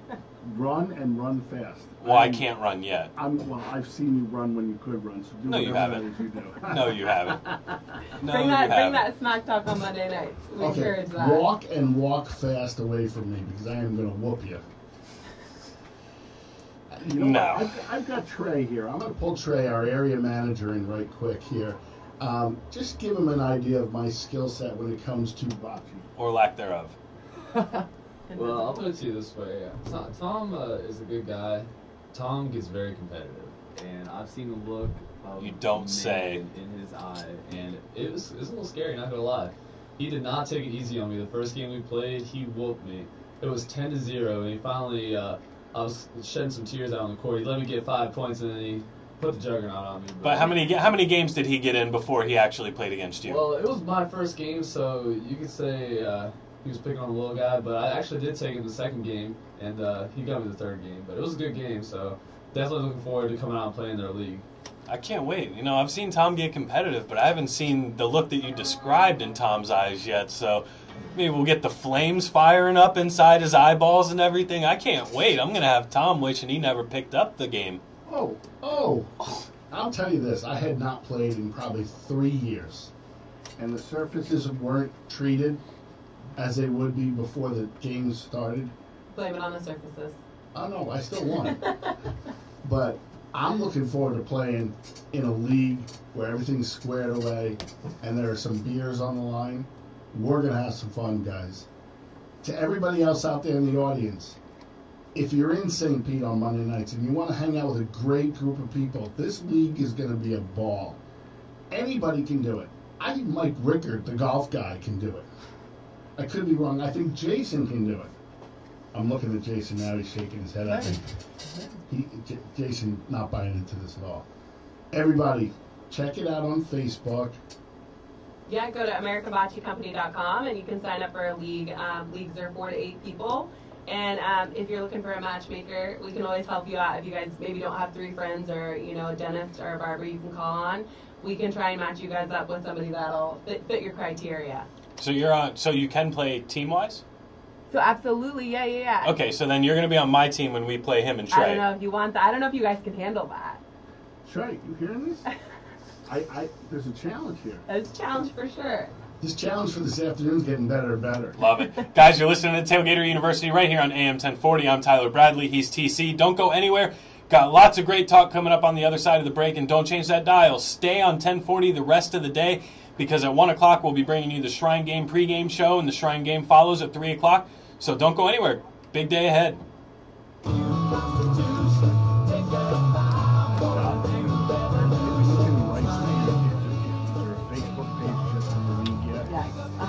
Write that down for me, as well as Twitter. Well, American Bocce. I want to make sure I would like to ask. Now that we've said that, I'll get back to never. Never? Make sure you go to whatever the Facebook. Damn. My He's parents looking for a about bait that to one. use? No, he's just looking where? where. Yeah, good luck getting people to come off of those spots, bro. Do you have the Facebook event page?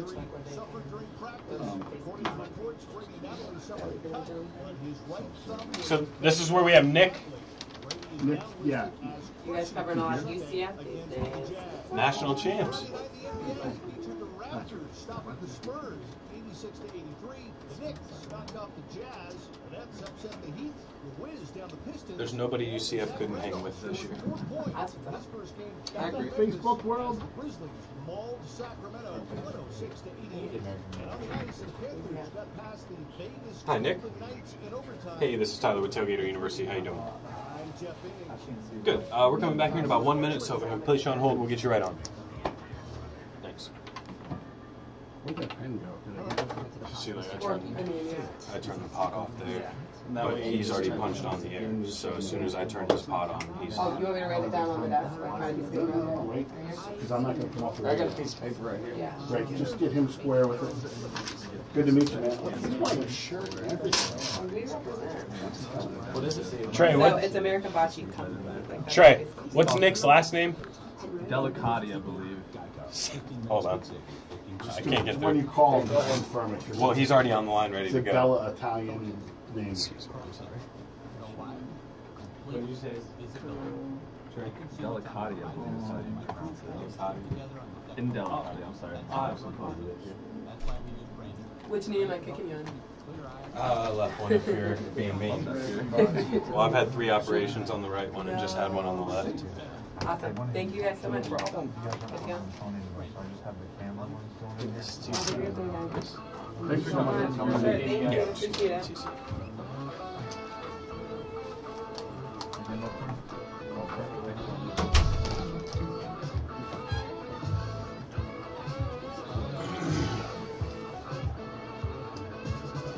Been on the air for Welcome back, Tailgater University, here January 20th on this day of the Shrine Game. I'm Tyler Bradley, he's TC, and we got Trey Lemon in studio with us, and we're going to welcome on our next guest here, Nick. And Nick, I apologize if I butcher this last name. Italian names are not easy for me. Indelicati? Did I get that right? Awesome, awesome. So, TC? Nick, what's up, buddy? Hey, how's it going, man? You know the drill. Hard work and low pay. Oh, please. Tyler's the highest paid guy on the staff. The good thing is Tyler just smiled. How are you this morning, buddy? I'm good. I'm good. Getting work done. You know, doing the drill like you just said. Gotcha. Where are we at on my program? So what we're doing is we are basically talking with Trishna, getting you assessed with all your medical information and putting all the meals together. You know, just customized exactly the way it's just for you, and it's going to get you amazing, amazing results. That's awesome. So for those of you who do not know, Cotty is a food preparation / nutritional guidance type of company that we became friendly with when I took on the challenge with Orange Theory to improve my fitness over the next few months. No more back excuses and all that crap. It's time to peel some weight off. So when we hooked up with Orange Theory to do this and be a part of their challenge, I knew that that was only one part of it, and I needed the other part, and that was eating correctly. Sorry, Ferg, wherever you are, but I'm gonna have to cut out on that, or cut down at least. You know, Trey will just pick up where I left off. I'll eat your food. Don't worry about it. I'm not worried.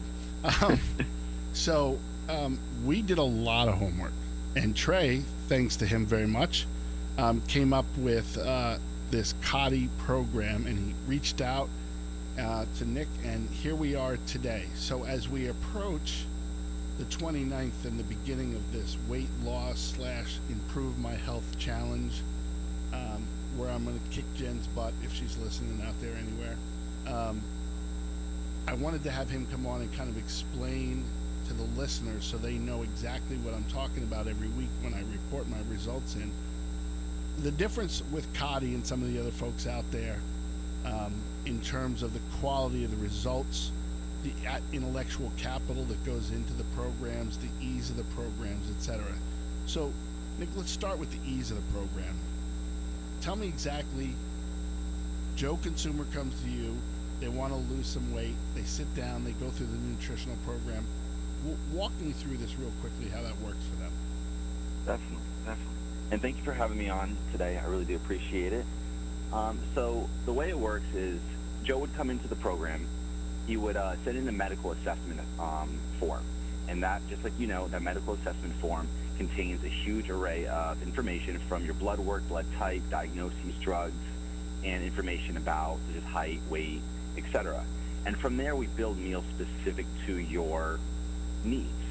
So it's goal-driven data that tells us exactly, hey, this is exactly the way you need to eat, and you will get the results just because we're collecting all this information. So the way I usually sum it up is it's like having your own personal chef or your own personal dietitian. Because, I mean, you see on these movies, all these individuals are just doing amazing, amazing results.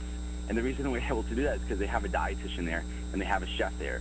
So there's no other, and then of course they have a trainer as well, and there's your Orange Theory right there, but they're getting just amazing, amazing results behind it because, again, they have all this information that's just being put right in front of them.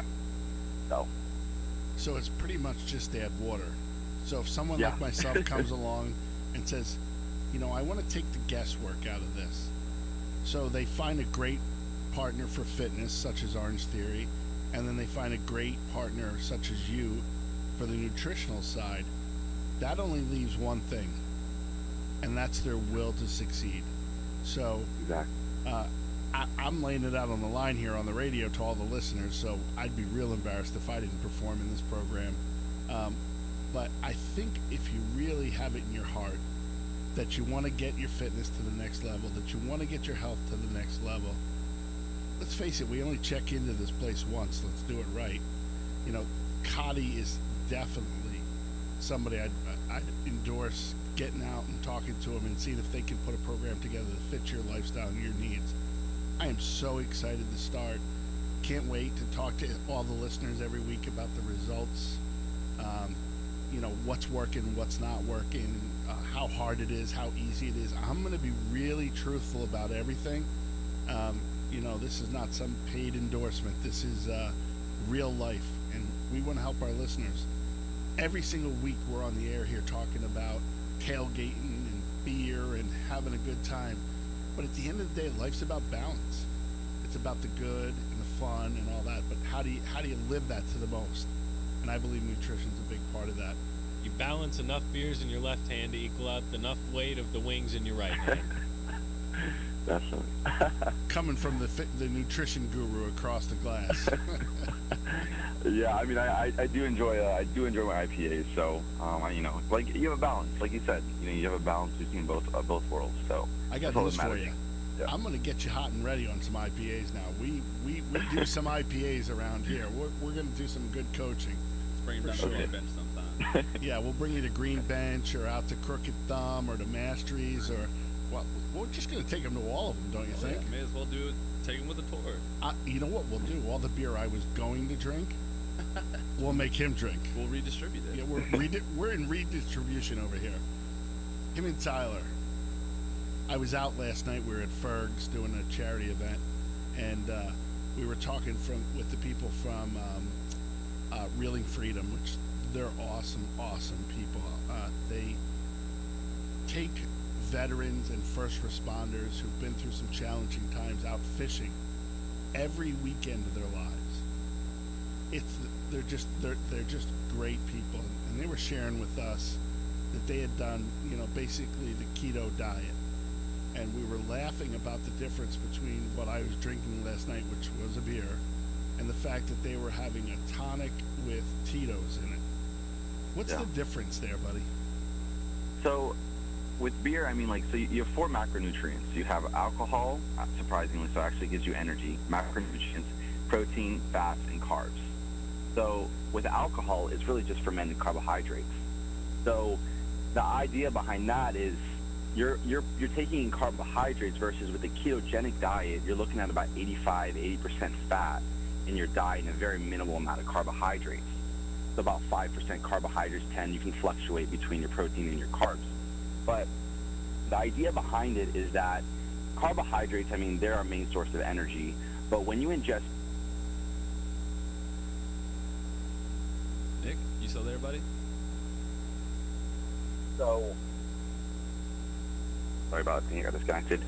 But it's not as easily converted. So with a ketogenic diet, your body goes into ketosis and it's burning fat and also using your fat that you consume as energy. So it's an easier way to get those goals, and we've done just phenomenal, and that's exactly, Tom, what you're going to be jumping on as well. Most we've ever accomplished in 3 months. Just, I mean, amazing program if you do it right. But with the ketogenic diet, it is difficult to stick with it because, I mean, we have so many carbs front of us every single day, like beer, for example, right? So it's a difficult diet to really accomplish, knowing exactly the knowledge behind it. But I mean, again, with us, we put everything in front of you. There's no reason why you can't achieve the program. All you gotta do is open your mouth and put the food in and just swallow. So it does that. Now, I've yet to see this diet and what's getting delivered to my house. But I'll say this. Other than maybe pizza, I'm a protein guy. I mean, I could eat steak 3-4 times a day, every day of the week. Does that count? So with steak, I mean, like, so you're specifically eating steak, or is there anything else that you're also including in the actual diet? Oh no, I'm just excited to know whether I can have steak while I'm on this diet. Yeah, no, you definitely can have steak. I mean, steak is going to be a higher protein-based diet. There's a very limited amount, depending on how clean or how, as far as the fat that's on the steak. But I mean, the saturated fats, they definitely count as your fats. But yeah, you can definitely, I think you're going to actually end up getting some steak, so maybe some shredded beef as well. So yeah, you're going to have steak on there. But you're definitely going to have higher fat-based meals or ingredients as well, such as avocado, Greek yogurt, stuff like that. A lot of olives, olive oil type stuff, but very stuff high in fat. Gotcha. Okay, so all right, so that's kind of an overview. Tell me about the simplicity. So again, I'm Joe Consumer, and I decide I'm going to go on this program. And now, if I'm understanding you correctly, the food actually gets delivered to the customer's house. Is that correct? That's correct. So, again, you basically go in, you submit all your medical information. From when you submit your medical information, Trishna, our dietitian, would come in, speak with you, kind of find out exactly your lifestyle, see what works for you, and basically also have that coach there. So from there, we put the meals together. We weigh out every single specific ingredient. Every single meal made is specific to you. It has your name on the labels, everything. And delivered right to your door twice a week, every Sunday and Wednesday. All you do is take out the container, or take the containers out of the bag, put the container in the microwave, take off the lid, heat it up, and eat. Simple as that. I don't know that I can find an excuse in that matter. Yeah, I don't think there's many excuses. That's why I think we've done so well with it. I'm excited. And mine starts officially, I guess, next week. Is that correct? That's correct. Oh boy, I better enjoy Fergs today. Yeah, definitely indulge right now. But I mean, you're really going to enjoy the food. Like there is, you do have chefs behind it. You can just make amazing nutritional food that tastes really good. It's just that people, they don't season things correctly, and you can really achieve healthy, really good tasting food if you do it right. I'm excited for it. I'm really looking forward to it because I'm that guy. I'm that bachelor who goes home, throws junk on the grill, or rolls over to Ferg's to say hello, or any one of our other great partners out there, and have something to eat. Don't pay any attention to what's in it. I don't think the guy cooking it at Ferg's is worried about what my fat content is that day. He just wants it to taste good, and he does a great job of that. So I needed Cotty big time, and I'm excited about it because I've tried just about every pattern since my back surgery to start to get back on track here. And I think what it is, it's the level of commitment. So the level of commitment to the program with Orange Theory and Cotty really gets me there. Tyler, you gonna jump on this program with me after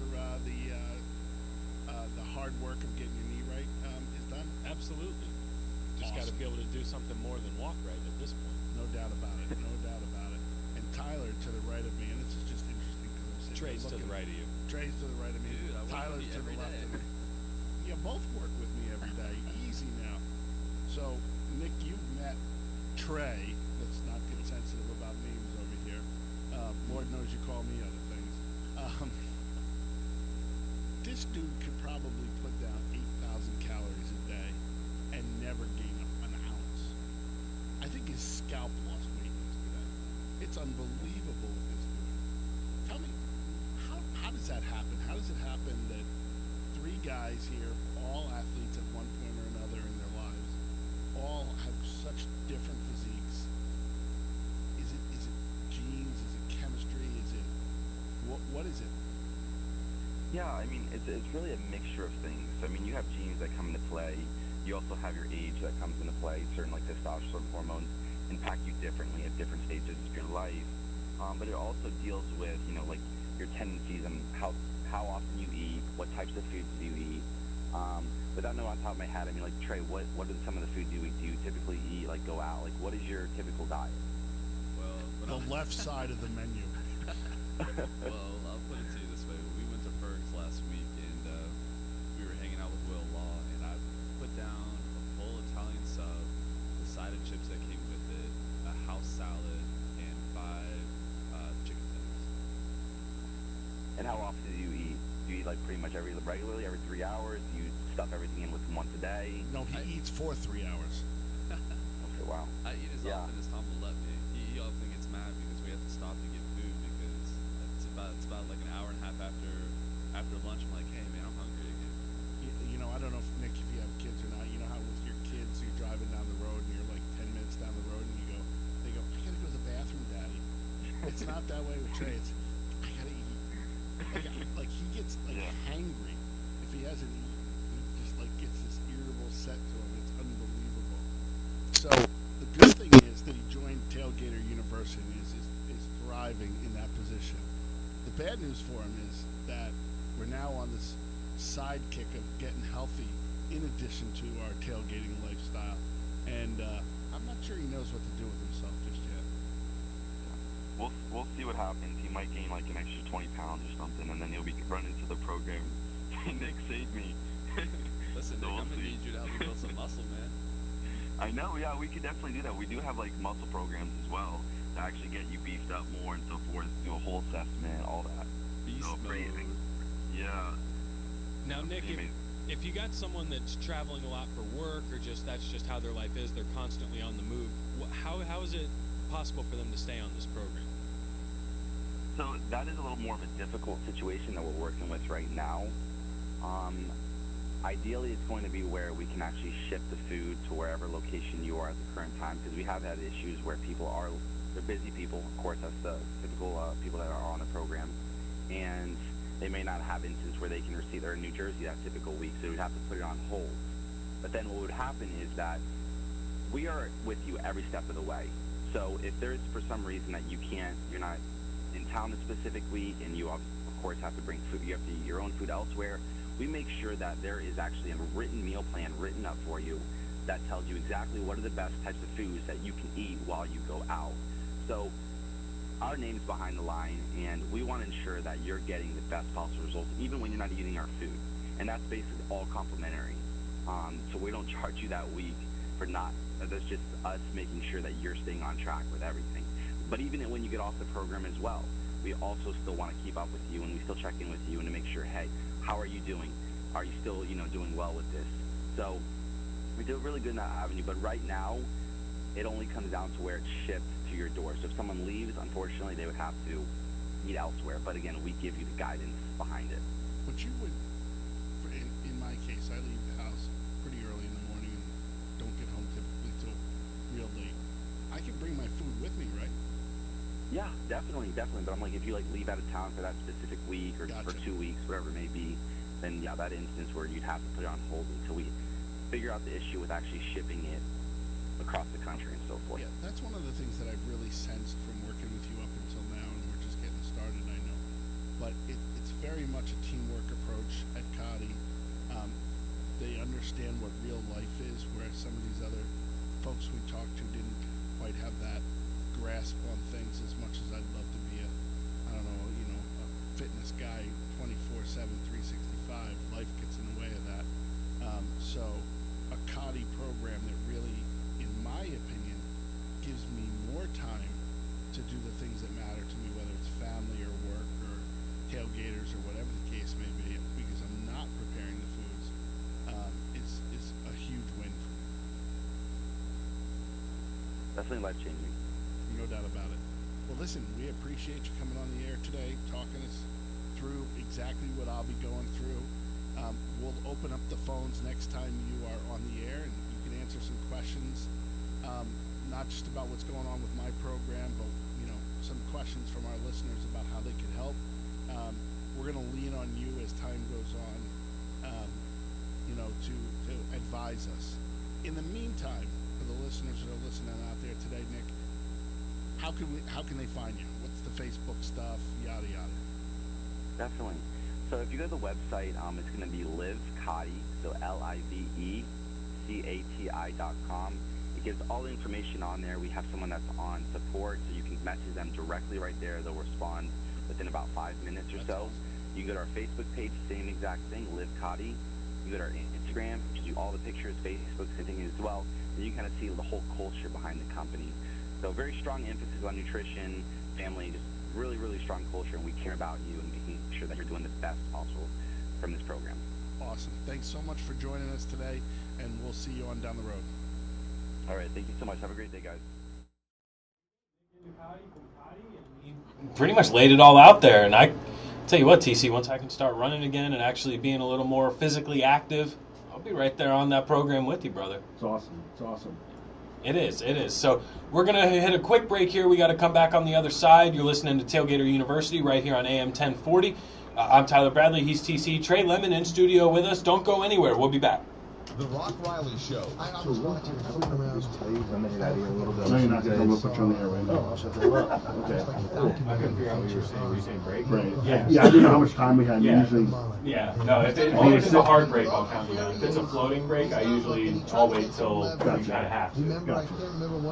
So all I'm going to do is we're going to do a real quick couple minutes. Cool. Talking about the little thing, right? Talk about the charity. Oh, okay. Talk about that actually, because I know Mike. Okay, I know nothing about this, so this is what I want to tell you. All this is besides a charity, I'm a tree hugging weirdo who loves the environment. I actually have a real job, and thank God it's residual based. I do credit card processing, which is a dreaded, ew, those guys are like used car salesmen. Except I'm good at what I do. I'm honest, unlike the rest of my brethren, and I know what the fuck I'm doing. So people like me, and they refer their shit out of me. Anyway, they just changed the rules, and instead of business owners having to bend over at the end of the month to take it up the ass and pay 3%. That's a lot too. You're good, buddy. I'll just let you know. It's all our Facebook listeners out there. I really think it's 3% every single month to pay their bills. There's a wire touching them now allowed to charge a surcharge of about 3%. So the customer carries the weight of the cost. At the end of the month, these bills will get that 3% revenue bump that they've never had before. It's very big in the big cities, but it's making its way into now. In a wide world, there's not a whole lot of space for that. So what I'm going to do is Company is proud to be the first craft and tasting room on St. Pete Beach, taking traditional styles and combining influences from exotic locales. Mastery's Brewing is elevating the Kingfish experience like JMC, a chocolate coffee, and their wildly popular Hefeweizen. With a relaxing and open setting on beautiful St. Pete Beach, Mastery's brings you By the way, experience I think and last taste week, of the what were vacation your picks last week? Bring them along to your next tailgate, backyard grill, or stop in and enjoy their great brewery. No word in the English language. Did you go 3 and 1? We have 2 So, needless to say, you boys can brag a little bit. Did you guys already record the last half an hour? Yep. Well, shit. So I guess your boy's not going to be bragging a bit. I'll do it on the pregame side. And at the end we'll give a 15-second plug. So you guys already did your picks like at the end. And then we'll sit Yeah, we put a bet on it too. Because we both think Patriots we'll be by the end of this NFC game. He took Philly, I took Minnesota. Pretty sure. All right, well, let's move to friendly wager. Minnesota wins. You have to try whatever hot sauce that's up on it. Try. Okay. I got this shit. Let's go. If you're drinking, call a cab. 5 calls that way. And he goes, all right, well, if Philly wins, you're going to wear the T-Rex out. So jump on in here. Trey, you want to get him set up? So I said deal. Do you have any more callers? Calling us? No. That line's really bad. We gotta figure that out this week. I guess he's already been watching all this. We're only going to have a couple minutes when we come back here, so how about we bring them on right at 11 when we come back at the top of the hour? Because then we got Rock at 11:15, 11:20. So here's what we're doing. We're gonna have a couple minutes now. We'll say on the other side we'll have Joe coming in to talk about is it one piece each? And a great one piece each. Yeah, it's a great charity. And you know. Yes, sir. Because food waste costs the average man That'll mess you up. If you watch that, it'll mess you up because there's a delay. Yeah. Want me to jump out of the seat now? Since you guys are doing 11, save the food. Get the hell promoted. Go for it. For your child's groceries. Save the food. Promote it. Prices. I mean, if you want to do this sign in for it, take that one. It's not gonna happen. Do you see me? Yeah. Only chance I got is run around until You wear flat bills? I'll wear whatever you give me. You wear something like that? I'll wear whatever you give me. We are literally hat hounds. No, I like that, dude. That's cool. We think it represents our businesses and our partners very well. Like these guys, Reeling Freedom, they take out veterans and first responders in boats, fishing every week. I know, right? It's just badass. Hey, you do your name on the internet with that raggedy G you got. Well, the charitable side of things is just cool. It's a good excuse for us to do events. It's part of the fiber of tailback. Sure. That's good. That's fun. That makes it all more fun when you're doing something good and mixing it up like that. Put that cup down. Oh yeah. All the West Virginia fans out there. Hey, Tyler's trying to get me. I have to meet that guy. Where was I? Oh, I was in. My who? My me. How many rings? Me? Hey, listen. You know what the Mountaineers are good at, right? Inbred stuff. How many national championships in rifle? Yeah.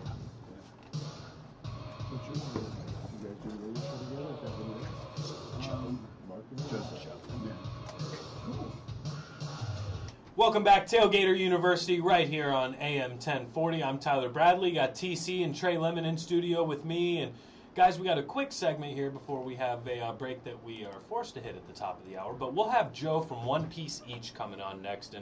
And that's going to be a real great opportunity for everyone to really get involved and listen to what One Piece Each has out there to offer. And just incredible organization. And they'll touch on it a lot more here at the top of the hour. Absolutely, buddy. Absolutely. So, TC, real quick, we only got a couple minutes. We've clearly been on opposite sides of the spectrum here with the John Gruden conversation. Oh yeah, we have. You seem to think that he's going to be extremely successful out in Oakland/Las Vegas. I, on the other hand, do not think so. But I don't know if you got a chance to hear this week. He was on Pro Football Talk with Mike Florio. Amazing interview. It was, and he was asked if he ever considered Tampa. And I don't know if a lot of people got a chance to listen to this. So here's John Gruden being asked if he ever considered Tampa when he decided he was going to get back into coaching.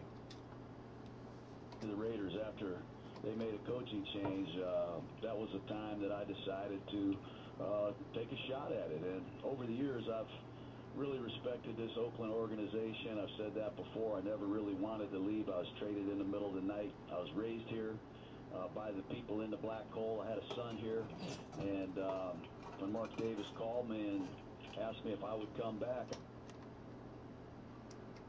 Sounds like he knew from the get-go. Absolutely, and all he did was dangle the big carrot. Tennessee, how much you want to pay me? Bucks. Go ahead. I was just going to say, absolutely, you're right. And he also did elaborate on how his time in the broadcast booth is going to contribute to him being more successful as a coach. Coaching, but I learned to really like it. And, I remember when I was a coach for the Raiders in 1998, I was always wondering, what was Marty Schottenheimer doing on the practice field? I wonder what their weight room looks like. I wonder what their practice facilities like. I wonder what's going on in Kansas City. And over the last several years, I've had a chance to sit down and talk to the head coach, see their training room, see their facilities, watch them practice. So it has made me certainly a lot more well-rounded. I've had a chance to see things I never got to see before when I was a head coach. Well, we'll see if that's going to benefit him in his next venture of coaching here. But you're listening to Tailgater University. Up against the break, here comes some NBC Sports update, and then we'll have Joe from One Piece Each coming on next. Don't go anywhere. Tailgater University. Freaking alligators. Good, man? Just give me a kiss. He ran from one mic to the other. I thought it was like Luke, but no, my body's not. That's, I wouldn't say fine, but what? I haven't taken them to a week. I swear. You don't have any right now? No, I'm not on it. Really? No, I haven't taken those in like a week. I carry them with me in case I ever need to, but I try to avoid that kind of stuff as much as possible. Okay. Hey guys, if you're out there, make sure you go on Instagram, follow us, Tailgater University. Make sure you click like, share our posts. Make sure we can get more people out there on Facebook checking us out. Thank you. I can just go right here and share this one right now. Just take this one and share it, right? Yeah. The home of Rich Eisen, weeknights 6 to 9. Sports Talk 1040, the team. WHBO, Pinellas Park. Our NBC Sports Radio update starts now. Day to go. I'm Jeff Biggs with the big day coming up tomorrow. Conference Championship Sunday in the NFL. You can come back with us on Foxborough. It'll be Bill Belichick and the defending Super Bowl champions Patriots expecting a tough test as they get set to take on the Jags. The offense is a problem, defense is a problem, special teams is a problem. By the way, and that's why and this is not concerned right now. Good players, good coaches. When we get down to Fergs, we're doing like a little trivia stuff. Followed by the Eagles and Vikings tomorrow. In the NBA tonight, Oh, really? This is the game. Those are awesome giveaways. Warriors in Houston take on the Rockets. Let's get going. Check out the middle now.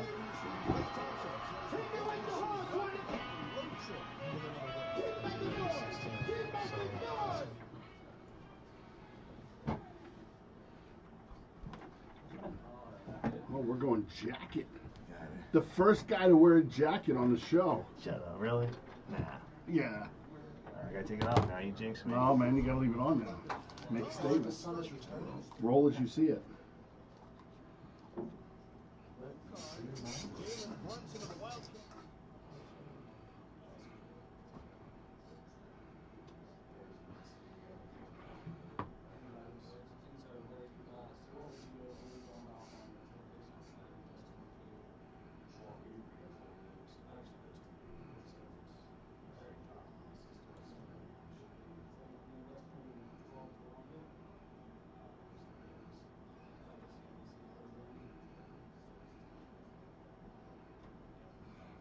See, I'm gonna face it this way so it's kind of being shown. And the live feed. Yeah, listen. You know what to do with it. Yeah.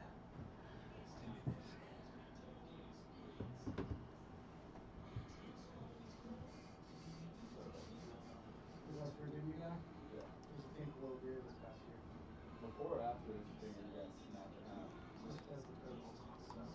I was very glad to see that. I would be really happy to have him here. Like, I'm an old fan, so whenever he was playing at UF, I'm like, he's the only thing that scares me. Going old school. Welcome back to Tailgater University. I didn't realize I was going to be playing DJ right now, but Tom was having a little trouble clearing his throat, so play a little DJ Cool coming back there for you, Tom. I'll tell you what, if you guys aren't watching on Facebook or live stream it, as soon as that song came on, both of these guys in the studio just started jamming out. And TC, I don't know that I ever want to see those dance moves ever again. I've seen your dance moves. No, you haven't. They get you on no, one, you haven't. They get you on one wheel now. Okay, fair enough. All right, well, let's welcome in. We got Joe with us today, and he's going to talk a lot about his organization that he's got going on. And Joe, actually, if you want to grab that other mic, there you go, man. So if you want to go ahead and introduce yourself, man, introduce your organization, tell us a little bit about yourself. Hey, thank you guys. My name is Joseph, and I am the founder of One Piece Each nonprofit.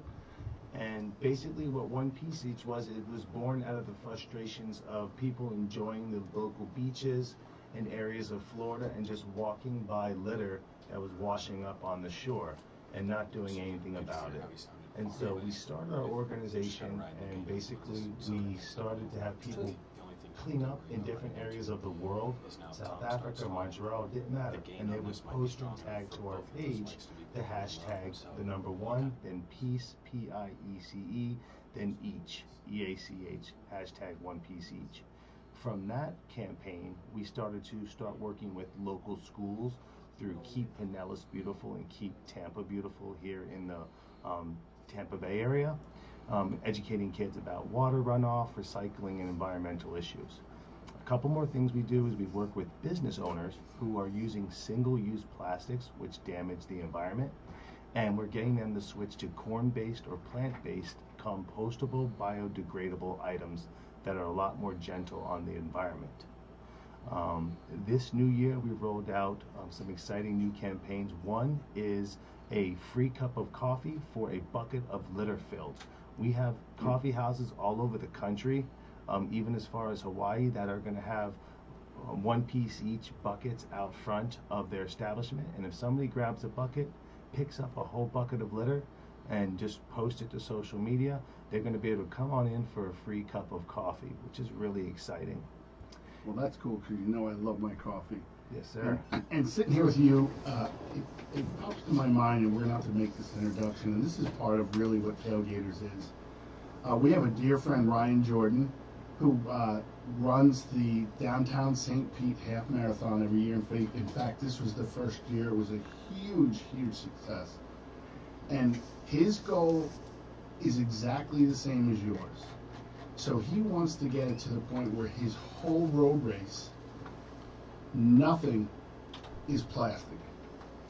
His goal is to make the shores as clean and unpolluted as possible. So we'll be sure to hook you up with Ryan Jordan, who's very influential in that downtown St. Pete area, has the same vision as you. It makes a ton of sense to me. Just, putting friends together who have the same feeling, the same emotion about things. Everybody knows how much I love the water. Let's not waste it. So we appreciate you coming in, giving us a quick shout out about what you do. We're going to support you down the road. We're going to introduce you to some folks that can join forces with you to make things bigger and better than they are, and vice versa. You can help them. That's how we get things done these days, right? Yeah, absolutely. Thank you so much. It means a lot. No problem.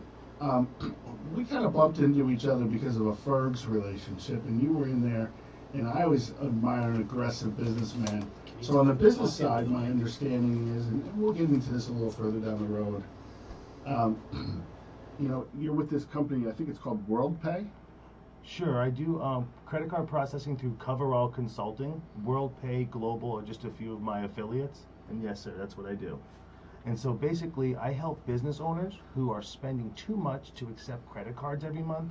We either lower their rates, or we have a new program that allows them to shift the cost through a surcharge, so they're not paying it anymore. So that's what I do. That's awesome. So you got to get out there and do the work to be able to do the charitable efforts that you are. Exactly. We certainly do it every week here. We thank you for stopping by and spending a minute with us. And now we're going to get back to some tailgating. Thank you so much, guys. Appreciate your time. It means a lot. No doubt. No doubt. Thank you. Appreciate it. So there you go. That was One Piece Each and Joe, and just explaining everything he's got going on with his organization, and just great stuff going on there. Again, and you can get more information through Tailgaters. Check out our Facebook, check out social media and the website. Everything you need that you hear on this show, you can get a hold through Tailgaters, and it's really just it's a great opportunity for a lot of people. So TC, we can turn it back to the sports for a little bit now. Let's get it on. And we got Rock Riley coming up in about 6 or 7 minutes here, so don't change the dial. He'll be on, talk a little bit about the Shrine Game, the NFL playoffs this weekend. So it'll be a good time with Rock. We're very fortunate to have him on as often as he likes to join us and break everything down. And but TC, let's talk a little bit about the NFC game. Case Keenum, Nick Foles. If I would have told you before the season started that these two are the two squaring off in the NFC Championship, what would your response have been? Are you out of your mind? Well, we already know that I am, so I was hoping that there would be a different response. Further up you are. Well, I'll say this. Knowles, I never was crazy about. I thought he was that solid, and I hate to even use these words, but game manager. Keenum, always, there was something there. I always felt like if he really got the chance to do what he does, that he would excel. And we've seen that this year. There are other opportunities for him, for Minnesota, that they could have went different routes, and he has remained that starter all year. There's only one reason for that. He's getting it done. He absolutely is. Solid performer. And I feel like a lot of this could have been seen while he was at the University of Houston. The guy was a record setter with the Cougars, and you could just tell he had a bright future. Now, not every record setter is going to have a bright future. I'm sure many remember Colt Brennan from University of Hawaii, set a bunch of passing records, or Graham Harrell from Texas Tech. Manziel. Hey, he's making a comeback. Did you see that? Is that what you call the CFL? Hey, you got to start somewhere. True. Doug Flutie did it. I always felt like Flutie, football was his priority. And I don't feel that way about Manziel. Oh, absolutely not. Right now you can't. But if he can show that football is his priority and that he's going to be as dedicated to the game as anyone else, he had the talent. Does he still have it? We'll see. He's got to get back into shape. But I'm excited. If he ends up signing with a CFL team, I will watch Canadian football religiously. You really will. I will watch it religiously because he will bring so much excitement to the Canadian Football League that how could you not? He would definitely take advantage of the field. Oh, I mean, you talk about the dual threat ability, the size differences in the field. He's going to be entertaining, and I cannot wait. He just needs to get that contract done. I know his agent was having some trouble with the team that has the rights to him right now. He was telling him, I believe, that they had a month to get a deal figured out, or else they had to release his rights. But either way, Johnny Football back in pads. I'm a fan. I can't wait for it. But let's get back to the NFC Championship game. Thank God. Yeah, I know. You love Johnny Manziel talk. But, the Vikings, they really took a hit to their running game when rookie Dalvin Cook went down with the torn ACL. And after that, it just seemed like it was going to be a sinking ship for the Vikings. They lose Bradford. They lose Dalvin Cook. And then it's like, well, where do they go from here? Latavius Murray fills in fine. They really have a running back by committee there with Jerick McKinnon and Latavius Murray. They do a great job together, great 1-2 punch. Case Keenum comes in, and at first I thought, he was a great player in college. Always liked his ability, but I thought they were going to treat him as what you mentioned earlier, as a game manager. And they didn't. They opened it up for him. They said, all right, we're not going to hold you back. This is your offense now. And Mike Zimmer showed a great job of instilling confidence in Case Keenum and giving him the vote of confidence from the head coach that, TC, that the head coach and the quarterback relationship is one of the strongest on a football team and has to be if you're a successful football team or if you want to be a successful football team. And that's why the Patriots, year in and year out, Belichick and Brady, why are they so dominant? Because the relationship between those two, they understand each other. They understand what it takes to win. They've been there before. And there's really not much more you can say about the two. I think Belichick could go down as one of, if not the greatest coaches to ever coach. And to me, Tom Brady is already the greatest quarterback to ever play. And the fact that you get to link them together, that's special. Yeah. So if Zimmer's going to have a choice to make here, though, after this season. If the Vikings win the Super Bowl, if they lose the Super Bowl, you got Bridgewater, you got Bradford, and you got Keenum. Which one's got to go and which ones stay? And the great part about it for him, and I don't know their contractual obligations, but there's a lot of opportunity to leverage the others that he does not decide to keep. Quarterbacks in the NFL today are a commodity that are second to none. You're looking at least 10 or 12 teams out there that are just quarterback starved. And you can see it in the results. It's very much a quarterback-driven league. The top, it's clear who those guys are, and the bottom, it's clear who those guys are. There's some young bucks out there that I think are going to take the next step next year. You look at that Cleveland team, despite their woes. I like their quarterback. I love what's going on down in Texas with the quarterback. I think he's going to be awesome. I know he's got to get back from that injury. But again, there'll be a giant void next year of teams with and without. So when you look at Bradford and Bridgewater, let's assume those are the two to go, because you can't afford to keep three like that. that's a huge commodity for a Vikings team that's already very, very good. It's going to be interesting to see how the tides shift because of that next season. Oh, without a doubt. And just thinking of some of the pieces they could get in return for those guys. You're talking about a team that's one win away from the Super Bowl that could end up getting even stronger after this season is over. And the Vikings aren't going to be a team to mess with here for the next few years. And Vikings fans, well deserved. It's been quite a while since they've had anything to be excited about, and now they do. And I'd be excited about the future, not just this season if I'm a Vikings guy. I'm going to go out on the line a little bit here. The Vikings a couple of years ago were not in the conversation on anything. And now here they are, brand new, beautiful stadium, well-run organization, Zimmer getting it right.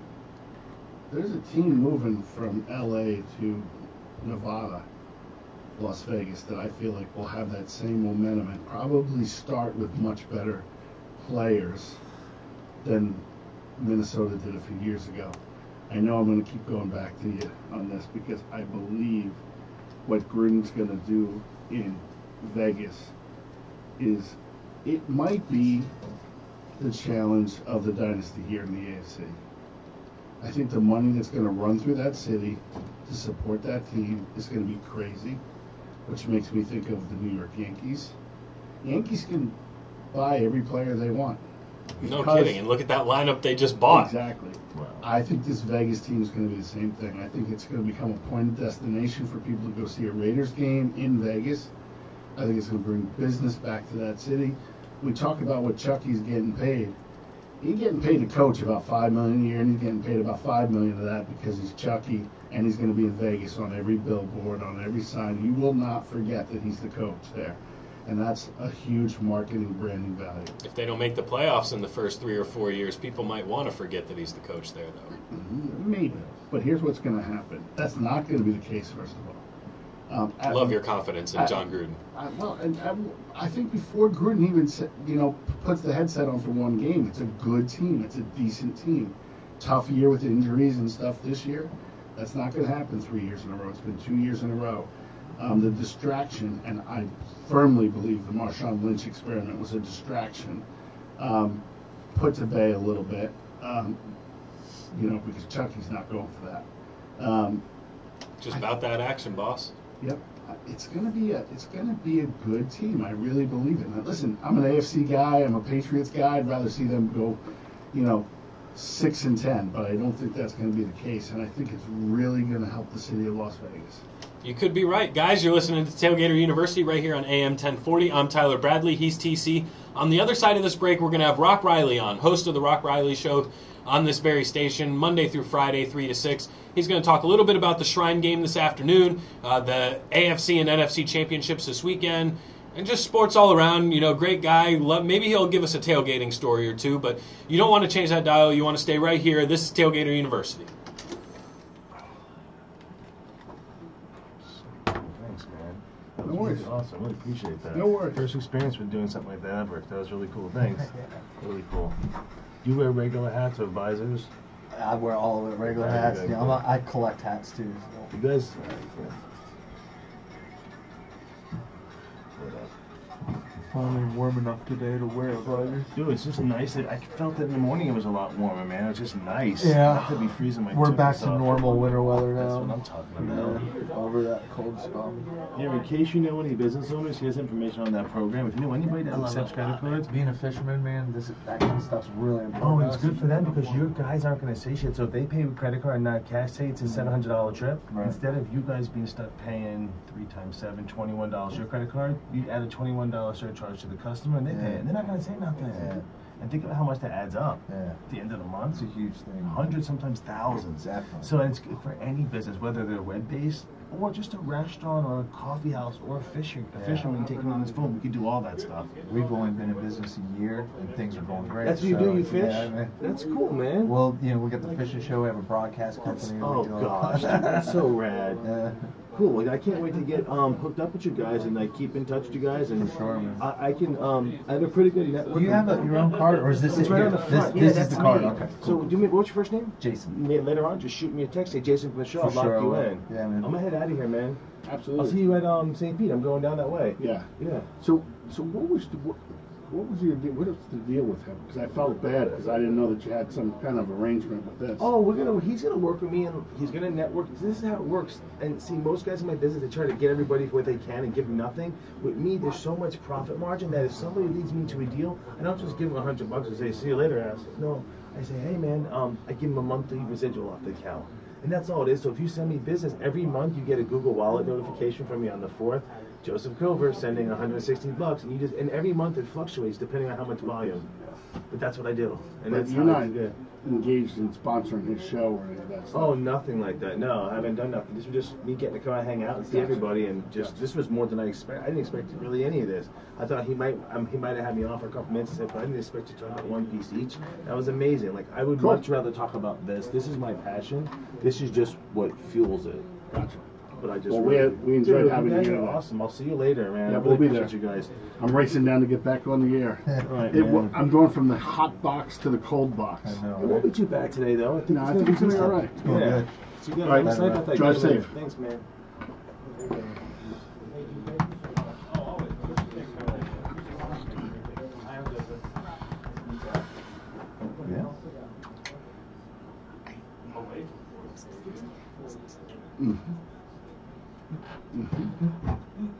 I'm a simple guy. Not a very smart man, but I know what radio is. I know what radio is, Jenny.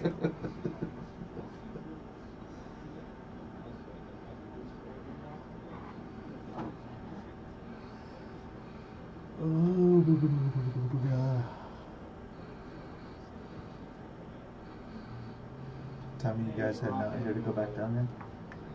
Yeah, as soon as we're done. Oh, you're going to go all the way to noon? No, we recorded the last half hour. Oh, okay, that's what I was thinking. Hey, Tyler, I can leave. You're just doing... Yeah, you're good.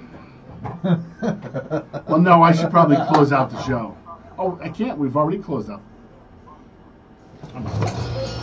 Welcome back, Tailgater University, AM 1040. I'm Tyler Bradley, TC in studio with me. And of course, one of our favorite guests that we love to have on. It's time. We're going to bring on Rock Riley, host of the Rock Riley Show, Monday through Friday on this very station from 3 to 6. Rock, how you doing this Saturday, my man? Oh, doing fantastic. I'm on Tailgater University. Ben? Oh, we're doing great over here, Rock. You know, gonna have to haul Bud over to the Trop to get for the Shrine pregame show that we got going on from 1 to 2:15, and let's start there. Let's start with the Shrine game. A lot of questions surrounding Quentin Flowers, who is going to be playing in this Shrine game. Whether he can or cannot be a quarterback at the next level. Initially looking at Quentin Flowers, what are your thoughts on his abilities, and could he succeed as a quarterback in the NFL?